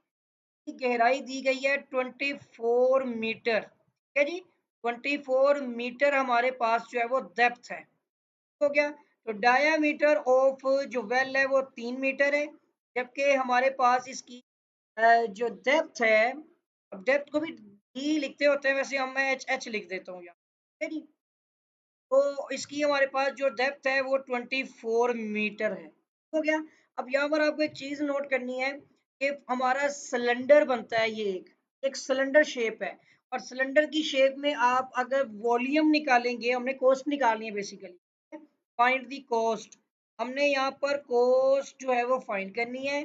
डायामीटर दिया गया है और साथ ही हमें यहाँ पर जो रेट है वो भी दिया हुआ है, ₹10। ठीक है जी, 10 रुपये रेट दिया गया है हमें पर जो है वो यहाँ पर ये भी आ जाएगा 10 रुपीज पर आपका जो आ जाएगा यहाँ पर क्यूबिक मीटर। ठीक है, मीटर क्यूब। तो अब हमने करना क्या है यहाँ पर, इसको आपने ये करना है, आपने वॉल्यूम निकालना है सबसे पहले। मैं आपको फॉर्मूला बता देता हूँ, पाई आर स्क्वायर इंटू एच। ये फॉर्मूला होता है सिलेंडर के वॉल्यूम का। ये किसका फॉर्मूला है, ये सिलेंडर। आप यहाँ पे लिखें जी, वॉल्यूम ऑफ सिलेंडर का ये फॉर्मूला है। वैसे तो पाई बी स्क्वायर डिवाइड बाय 4, ठीक है, इंटू एच भी यूज हो सकता है आपका डाया के लिहाज से। ठीक है, ये अकॉर्डिंग टू डाया है, ये भी वॉल्यूम ऑफ सिलेंडर ही है। ठीक है, वॉल्यूम ऑफ सिलेंडर ही है। तो आप चाहें तो डाई के हिसाब से सोल्व कर लें, आप चाहें तो इसको रेडियस के हिसाब से कर लें। रेडियस के लिए आपको रेडियस क्या होता है कि डाई का हाफ होता है, तो टी डिवाइड बाय 2 करेंगे तो 1.5 आपके पास मीटर में आ जाएगा। और अगर आप डाई के लिहाज से भी करना चाहें तो वैसे भी कर सकते हैं। सो पाई आ गया, रेडियस 1.5 का स्क्वायर ले लें, ठीक है। हाइट आपके पास कितनी है 24, जो डेप्थ है गहराई वो आपके पास 24 मीटर में है। तो वॉल्यूम देख लेते हैं अभी इसको, तो दोनों लिहाज से देख सकते हैं आप, ठीक है जी। ये हमारा बन जाएगा यहाँ पर, पहले आप करें 1.5 का स्क्वायर ले लें, ठीक है, फिर मल्टीप्लाई बाय शिफ्ट पाई कर लेते हैं, राइट। और इसको 24 से भी मल्टीप्लाई कर लेते हैं, और सॉरी 25 से कर दिया है, डिवाइड बाय 25 करके अगेन मैं इसको मल्टीप्लाई करता हूँ 24 से, ये बन जाएगी इतनी वैल्यू। एस टी का बटन प्रेस किया तो 169.65 हो जाएगी, 169.65। ये हमारे पास वॉल्यूम आ रहा है क्यूबिक मीटर में। और आपको निकालना है यहाँ पर कॉस्ट निकालनी है, आपको क्या निकालनी है यहाँ पे, कॉस्ट। कॉस्ट के लिए आपको वॉल्यूम को रेट से मल्टीप्लाई करना पड़ेगा। रेट आपका 169.65 और रेट कितना है आपके पास, रेट आपके पास है 10 रुपीज, तो यहाँ पर 10 से मल्टीप्लाई करेंगे बस, तो हमारी कॉस्ट आ जाएगी और आंसर आ जाएगा। मल्टीप्लाई बाय 10 कर देते हैं, इसका आंसर बनता है यहाँ पर 1696, 1696 पॉइंट और 46 जो है ना, इतनी रुपीज बन रही है। आंसर देख लेते हैं आपकी टेक्स्ट बुक में इसका, तो पहले वाले का इसका आंसर है 1696.46, यही आंसर है इसका एग्जैक्ट। और अगर यही चीज मैं आपको बताऊं, अब वैसे तो जनरल फार्मूला रेडियस में दिया हुआ है, अगर हम इसको रेडियस में ना कन्वर्ट करें, डायरेक्ट डाई से भी कर लें, तो सिर्फ आपको वॉल्यूम निकालना बता देता हूँ। पाई आ जाएगा, डाया कितना है आपके पास, डाया 3 है ना, 3 मीटर, ये देख लें, डाया 3 मीटर है और हाइट 4 है, तो यहाँ पे डिवाइड बाय 4 आ गया और हाइट आपकी सॉरी 24 है। तो यहाँ पर अब आपने इसको सोल्व करना है, ये 6 स्क्वायर में है, इसको चेक करके देख लेते हैं, इनका वॉल्यूम सेम आना चाहिए, सेम ही आएगा। यहाँ पे आपने करना है 3 का स्क्वायर ले लें, ठीक है, मल्टीप्लाई बाय आप इसको पाई कर लें और मल्टीप्लाई बाय 24 भी कर लें, जो भी वैल्यू आए डिवाइड बाय 4 भी करके इक्वल करके एस टी का बटन प्रेस करें, 169.65, 169.65 सेंटीमीटर क्यूबिक सेंटीमीटर। तो आप चेक कर लें, सेंटीमीटर में नहीं सॉरी मीटरों में है ये, तो आप चेक कर लें बोथ ऑफ जो आपकी, अगर आप डाय से निकाल लें या रेडियस से निकाल लें, वैल्यू एक ही आएगी। तो और है यानी कि यहाँ ये वैल्यू करके या ये वैल्यू करके आप वॉल्यूम निकाल सकते हैं। बहुत ही इजी और सिंपल सा क्वेश्चन है। क्वेश्चन आपका है, स्टेटमेंट है, find the volume of pyramid, ठीक है। हमने एक पिरामिड है उसका वॉल्यूम जो है वो फाइंड करना है, उस base is an equilateral, equilateral कहते हैं जिसकी तीनों साइड्स जो है ना ट्राइंगल की बराबर होती हैं, एक जैसी होती हैं, ऑफ साइड 1 मीटर, जो कि साइड भी दी गई है 1 मीटर। का मतलब है कि हमारे पास उस इक्विलेटरल ट्राइंगल जो है उसकी साइड 1 मीटर है, ठीक है, and whose height is 4 metre, ठीक है, और इसकी जो हाइट है ना एच, वो हमारे पास 4 मीटर है। मैं जरा आपको बता देता हूँ, हमने वॉल्यूम निकालना है एक ऐसी ट्राइंगल बेस पे जो इक्विलेटरल है और उसके साथ ही वो एक पिरामिड भी है। तो इसको ना एक काम करते हैं, प्रोस्पेक्टिव व्यू में मैं आपको बताता हूँ, यानी इस तरह से आप देखिएगा कि ये एक इक्विलेटरल ट्राइंगल जो कि पर्सपेक्टिव व्यू में अगर आप देखें तो 3D में ये कुछ इस तरह से आपको दिखेगी, ठीक है, कि ये वाली जो चीज़ है इसका मुझे एरिया निकालना है। बेस कहाँ पे है, बेस में आपको बता देता हूँ, ये बेस है इसके नीचे, ठीक है जी। और ये सॉलिड में आप ले जाएं इसको 3D में, तो ये थोड़ा काम खराब हो गया इसमें, ठीक है। सॉलिड में आप ले जाएंगे तो आपको मैं ये बता देता हूँ, ये समझ लें कि ये बेस बनी हुई है और इसके ऊपर मैं आपको सॉलिड में दिखा देता हूँ, इसकी जो आप समझ लें साइडें हैं, ये इस तरह से है, ये टॉप की तरफ, नीचे बॉटम है। तो ये एक आपकी क्या है, एक आप समझ लें कि नीचे ट्राइंगल की शक्ल की और ये ऐसे ऊपर की तरफ उठाई हुई कनोपी पत्ती जैसे, ये आपकी एक जिसे कहते हैं इक्विलेटरल ट्रायंगल बेस की पिरामिड है। इसका आपको एरिया निकालना है। एक बात याद रख लीजिएगा इसमें, एरिया का जो फॉर्मूला यूज होता है ना इसमें, अगर आपने किसी भी पिरामिड का एरिया निकालना होता है ना, तो इसमें आप करते हैं 1/3, ठीक है, जो फॉर्मूला होता है और इसके साथ ही आप लेते हैं एरिया ऑफ बेस। इसकी बेस का एरिया क्या होगा, ठीक है जी, और फिर मल्टीप्लाई कर देते हैं आप इसको हाइट के साथ, ठीक है जी। ये मैं पूरा लिख देता हूँ, हाइट के साथ आपने इसको जो है वो मल्टीप्लाई कर देना होता है। और इसकी बेस का एरिया आपको ये पता है कि यहाँ से यहाँ तक ये साइड्स हैं इसकी, ठीक है जी, ये तीनों साइडें होंगी, और यहाँ से ये जो है ना इसकी हाइट होती है। तो डाटा में दोनों वैल्यूज आपको पता है कि हमारे पास मौजूद है। बस आपको याद रखना है कि इक्विलेटरल ट्राइंगल जब होती है तो उसका फॉर्मूला एरिया का क्या होगा आपको उसके लिहाज से देखना है, ठीक है। इक्विलेटरल ट्राइंगल का फॉर्मूला मैं बता देता हूँ। इसका फॉर्मूला होता है आपका √3/4, ठीक है, ए स्क्वायर, और इसके साथ ही आपको हाइट मल्टीप्लाई करनी पड़ेगी। √3/4 भी आप लिख सकते हैं, ठीक है। इसकी वैल्यू आपकी यानी कि इक्विलेटरल ट्राइंगल का जो एरिया का फॉर्मूला है ना, ये आप बेसिकली ट्राइंगल के चैप्टर में पढ़ सकते हैं। 2.43 और साइड का स्केयर से आप निकालते हैं किस भी इक्विलेटरल ट्राइंगल का एरिया।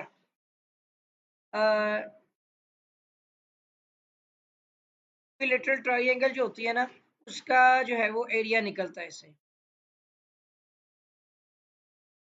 ठीक है जी। एरिया ऑफ इक्विलेटरल ट्राइंगल, ये मैंने वैसे पॉइंट लिख दिया है। अब आपको पता है कि हमारे पास साइड मौजूद है, हमने यहाँ पर वैल्यूज पुट करनी है। सो 1/3, √3/4, ये एक मिनट रुकिएगा जरा, ये हो गया √3/4 आ गया हमारा। एक मिनट थोड़ा रुकिएगा।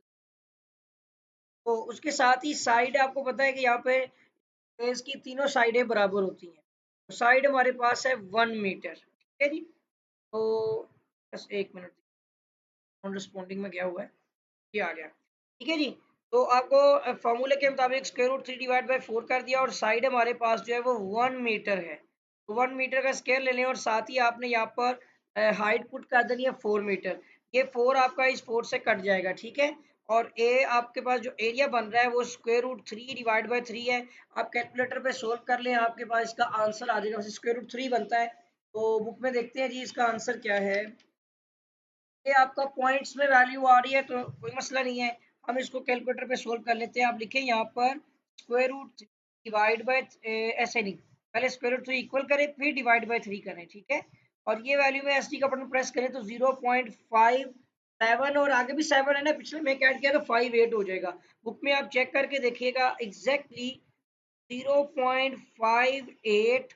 और क्यूबिक मीटर में एक मिस्टेक होगी मुझसे यहाँ पे, ये एरिया का फॉर्मूला नहीं है भाई, ये वॉल्यूम है, ठीक है। ये क्या है, वॉल्यूम, क्योंकि एरिया और बेस बीच में आ रहा है, कभी एरिया के एरिया फाइंड करते हो अभी एरिया आता है नहीं ना, एवरेज में ही आएगा अगर आएगा अभी तो ये वॉल्यूम था, ये एक मिस्टेक हुई इसके अंदर। तो आपने जो है वो जो है वो 17 है, मेंसुरेशन ऑफ पैरामिड। और इस पैरामिड के short question number 4 rationalize exercise के अकॉर्डिंग हम डिस्कस करने जा रहे हैं। हमारा हमने यहाँ पे फाइंड क्या करना है कि find the volume of a pyramid. हमने एक पैरामिड का वॉल्यूम फाइंड करना है विद अ स्क्वायर बेस। अब ये समझ लें आप कि एक पैरामिड है इसकी बेस स्क्वायर शेप में है, ठीक है जी। और पिरामिड के बारे में मैंने ऑलरेडी भी आपको बताया है कि इस तरह से जो है ना ये एक पिरामिड बनती है, ये आप अंडरस्टैंड कीजिएगा, ये एक पिरामिड शेप है, ठीक है जी। इस पिरामिड की बेस जो है वो एक स्क्वायर शेप में है, और इसकी यहाँ पर साइड दी गई, और आपको पता है कि स्क्वायर में भी चारों साइडें क्या होती हैं, इक्वल होती हैं। तो 10 सेंटीमीटर जो है ना इसकी बेस जो आप बोलेंगे साइड, वो आपको पता है कि हर तरफ से यकसा होगी। और इसकी जो हाइट दी गई है हमें यहाँ पर, वो हाइट है हमारे पास 15 सेंटीमीटर। तो साइड को हम ए से रिप्रेजेंट कर लेते हैं 10 सेंटीमीटर, ठीक है जी, और हाइट हमारे पास आ जाएगी 15 सेंटीमीटर। अब ये याद रखिएगा कि area of volume of pyramid जो है उसका फॉर्मूला क्या होता है। वॉल्यूम ऑफ पैरामिड का फॉर्मूला होता है 1/3 करते हैं हम, और इसके साथ ही हम यहाँ पर एरिया ऑफ बेस लेते हैं, ठीक है जी। एरिया ऑफ बेस को हम मल्टीप्लाई कर देते हैं हाइट के साथ, सिंपल सा काम होता है यहाँ पे। और एरिया ऑफ बेस आपको पता है स्क्वायर के एरिया का फॉर्मूला क्या होता है, 1/3 आ गया। स्क्वायर के एरिया का फॉर्मूला होता है साइड का स्क्वायर। साइड आप एस भी लिख सकते हैं, ए भी लिख सकते हैं, और इनटू आपका यहाँ पे एच आ जाएगा। ये आपकी क्या है, बेसिकली हाइट होती है, ठीक है जी। और हाइट की जगह पे एच आ गया। अब आप वैल्यूज पुट करें, सो 1/3 आ गया आपका। और एरिया ऑफ बेस आपकी साइड 10 है, 10 का स्क्वायर लेंगे आप, और हाइट आपके पास है 15, और ये सारे यूनिट सेंटीमीटर्स में है, ठीक है जी। और वॉल्यूम आपके पास आ जाएगा यहाँ पे। अगर आप इसको टोटली सोल्व करते हैं हम कैलकुलेटर पे, तो आप यहाँ पे देख सकते हैं कि हमने यहाँ पे लेना है 10 का स्क्वायर, और उसको मल्टीप्लाई कर देना है 15 से, और फिर डिवाइड बाय हमने करना है 3 के साथ। तो आप देख सकते हैं 500 जो क्यूबिक सेंटीमीटर है, या इस तरह लिखते हैं, या 500 सेंटीमीटर क्यूब जो है, ये हमारे पास आंसर बन रहा है। अब इसका आंसर भी देख लेते हैं। तो क्वेश्चन 4 का आंसर बिल्कुल शॉर्ट। क्वेश्चन नंबर 2 डिस्कस करने जा रहे हैं रैशनलाइज एक्सरसाइज के अकॉर्डिंग। हमारा क्वेश्चन है, write the formula for volume of a cone and total surface area of a cone. हमने इसमें ना दो चीजें फाइंड करनी है। बेसिकली हमारे पास ना एक कोन है, कोन, ठीक है। कोन का एरिया निकालने का फॉर्मूला पहले डिस्कस करेंगे हम, ठीक है जी। एक मिनट इस साइड से ये आप समझ लें कि एक कोन है आपके पास, और इस कोन का आपने जो है वो एरिया निकालना है। उल्टी कर लें या सीधी, जैसे भी आप मर्जी बना, इस तरह नहीं, इसको हम इस तरह बना लेते हैं। ये हमारे पास जो है ना एक कोन है, ठीक है जी। इस कोन का हमने जो है वो वॉल्यूम निकालना है, ठीक है। और इसके वॉल्यूम का जो फॉर्मूला है ना, वो आपका है 1/3, ठीक है, पाई आर स्क्वायर इंटू एच। याद होगा कि इसको हमने चैप्टर 19 में भी डिस्कस किया। और ये यहाँ से लेकर यहाँ तक जो है ये डाया होता है कोण का। और अगर आप इसी का निस्फ कर लें, सेंटर से यहाँ तक का डिस्टेंस देखें, तो वो रेडियस होता है। और ये कोण की होती है हमारी हाइट। तो ये तो हो गया कोण की वॉल्यूम का फॉर्मूला। अब अगर इसका सरफेस देखें, तो इसकी सरफेस की सतह देख रहे हैं ना आप के तरफ से, तो वो चाहे राउंड शेप में हो चाहे जैसी भी है, तो हम कहते हैं जी हमें टोटल सरफेस का एरिया भी निकालना है। तो इसके लिए जो फॉर्मूला यूज होगा वो होगा पाई आर इंटू लेंथ प्लस जो है वो आर यूज हो रहा होगा। लेंथ बेसिकली इसकी लेंथ ऑफ आर्क लगेगी इसके ऊपर, ठीक है। और इसकी लंबाई यानी कि हम देख रहे होंगे। तो ये हमारा जो है फॉर्मूला बेसिकली टोटल सरफेस का फॉर्मूला मैंने आपको बता दिया। Math 113 chapter number 18 short question number जो है वो 3 डिस्कस करने जा रहे हैं। और क्वेश्चन हमारे पास दिया गया है, the circumference of a base of a 9 metre high conical tent is 44 centimetre. यानी जो कोनिकल शेप का जो टेंट है का यहाँ पर सर्कमफ्रेंस डाटा भी लिख लेते हैं, ठीक है जी। का सरकमफ्रेंस जो है ना, ये तो आप दोबारा लिख लेते हैं, ठीक है जी। सरकमफेरेंस को पैरामीटर भी कहते हैं, एक सर्कल की जो लेंथ होती है, ओवरऑल जो गुलाई। और वो हमारे पास यहाँ पर होता है 2 पाई आर के इक्वल, और इसकी वैल्यू दी गई है 44।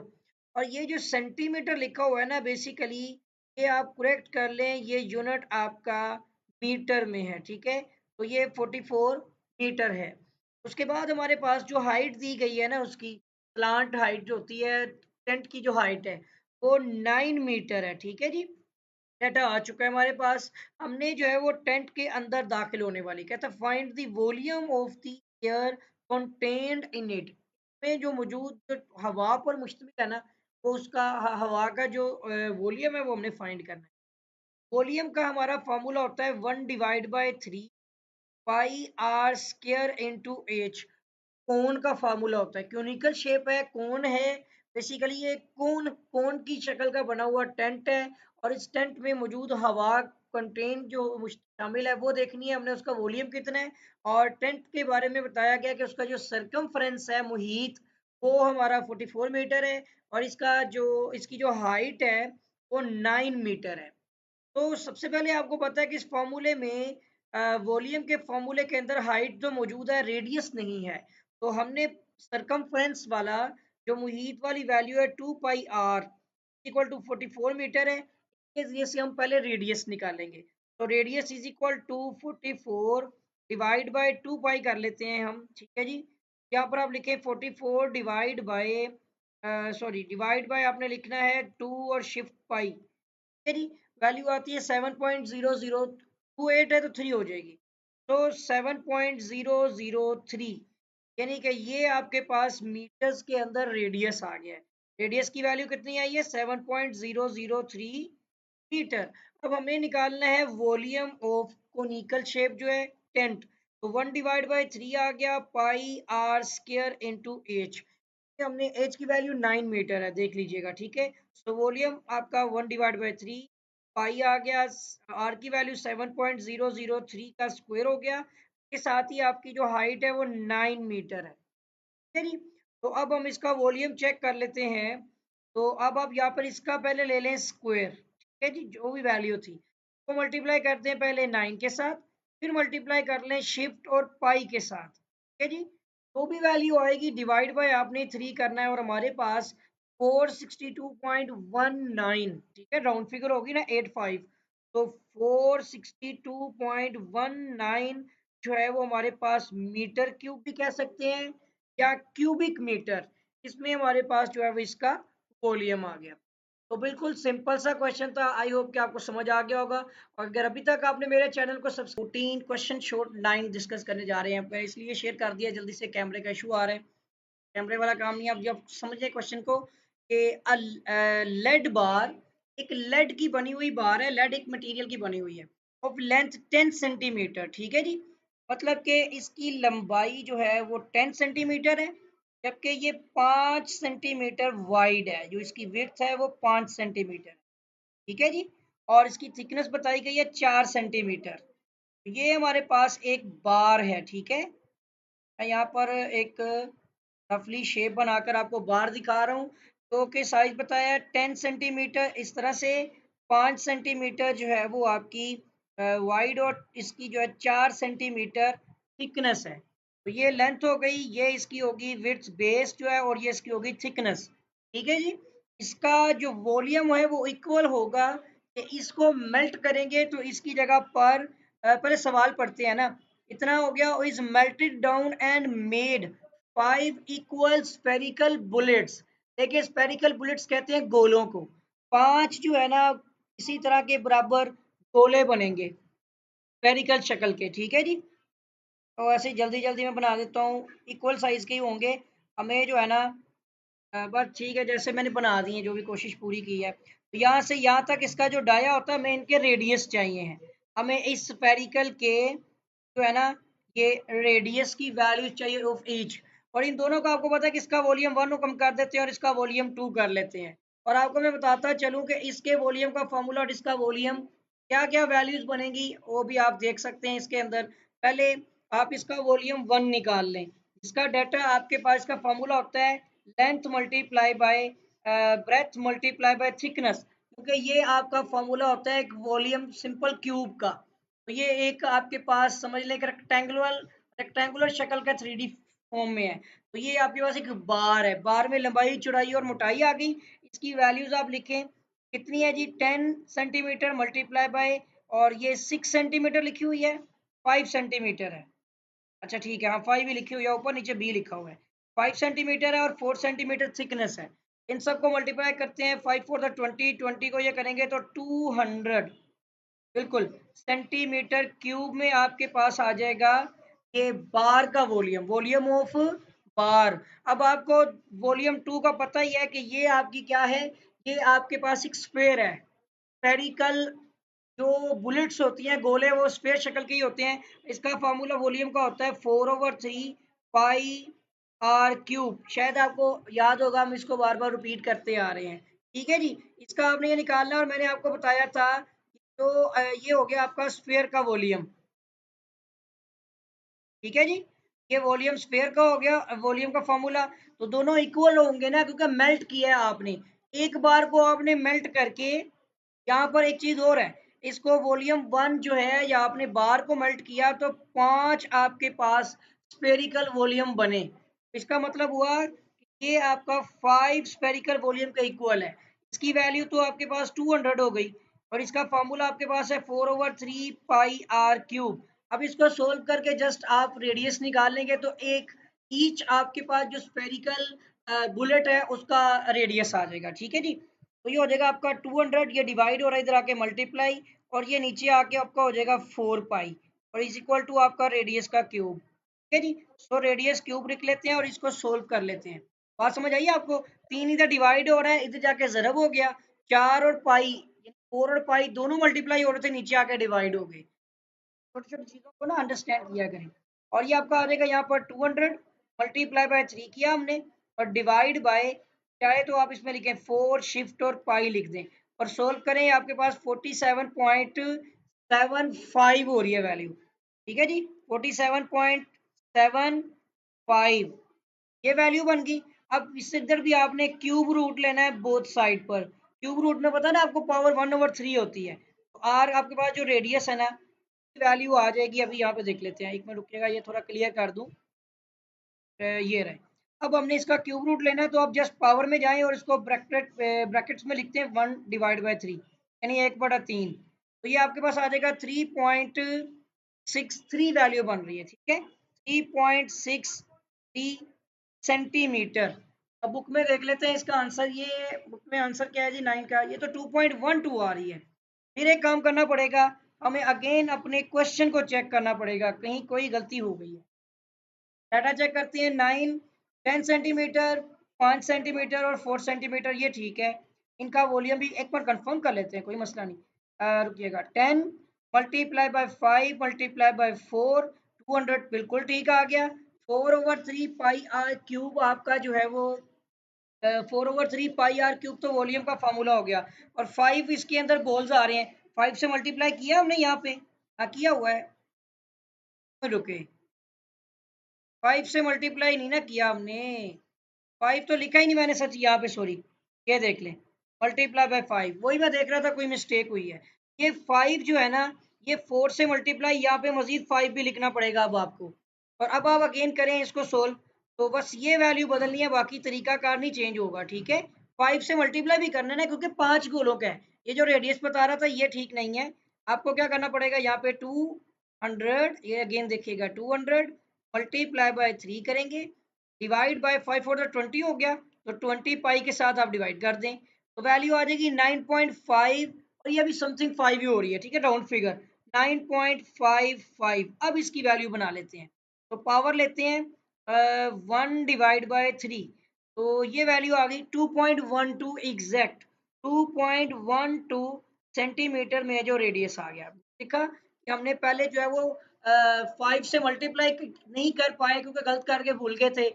5 स्पेरिकल्स हैं। अब इसका क्या कंक्लूजन निकलता है, आपके पास एक लेड की बनी हुई एक बार है, बार की लंबाई और चौड़ाई और मोटाई पता है आपको, आप वॉल्यूम निकाल सकते हैं, और उसका जो वॉल्यूम है आपने उसको मेल्ट करके ना बार को आपने उसके जरिए से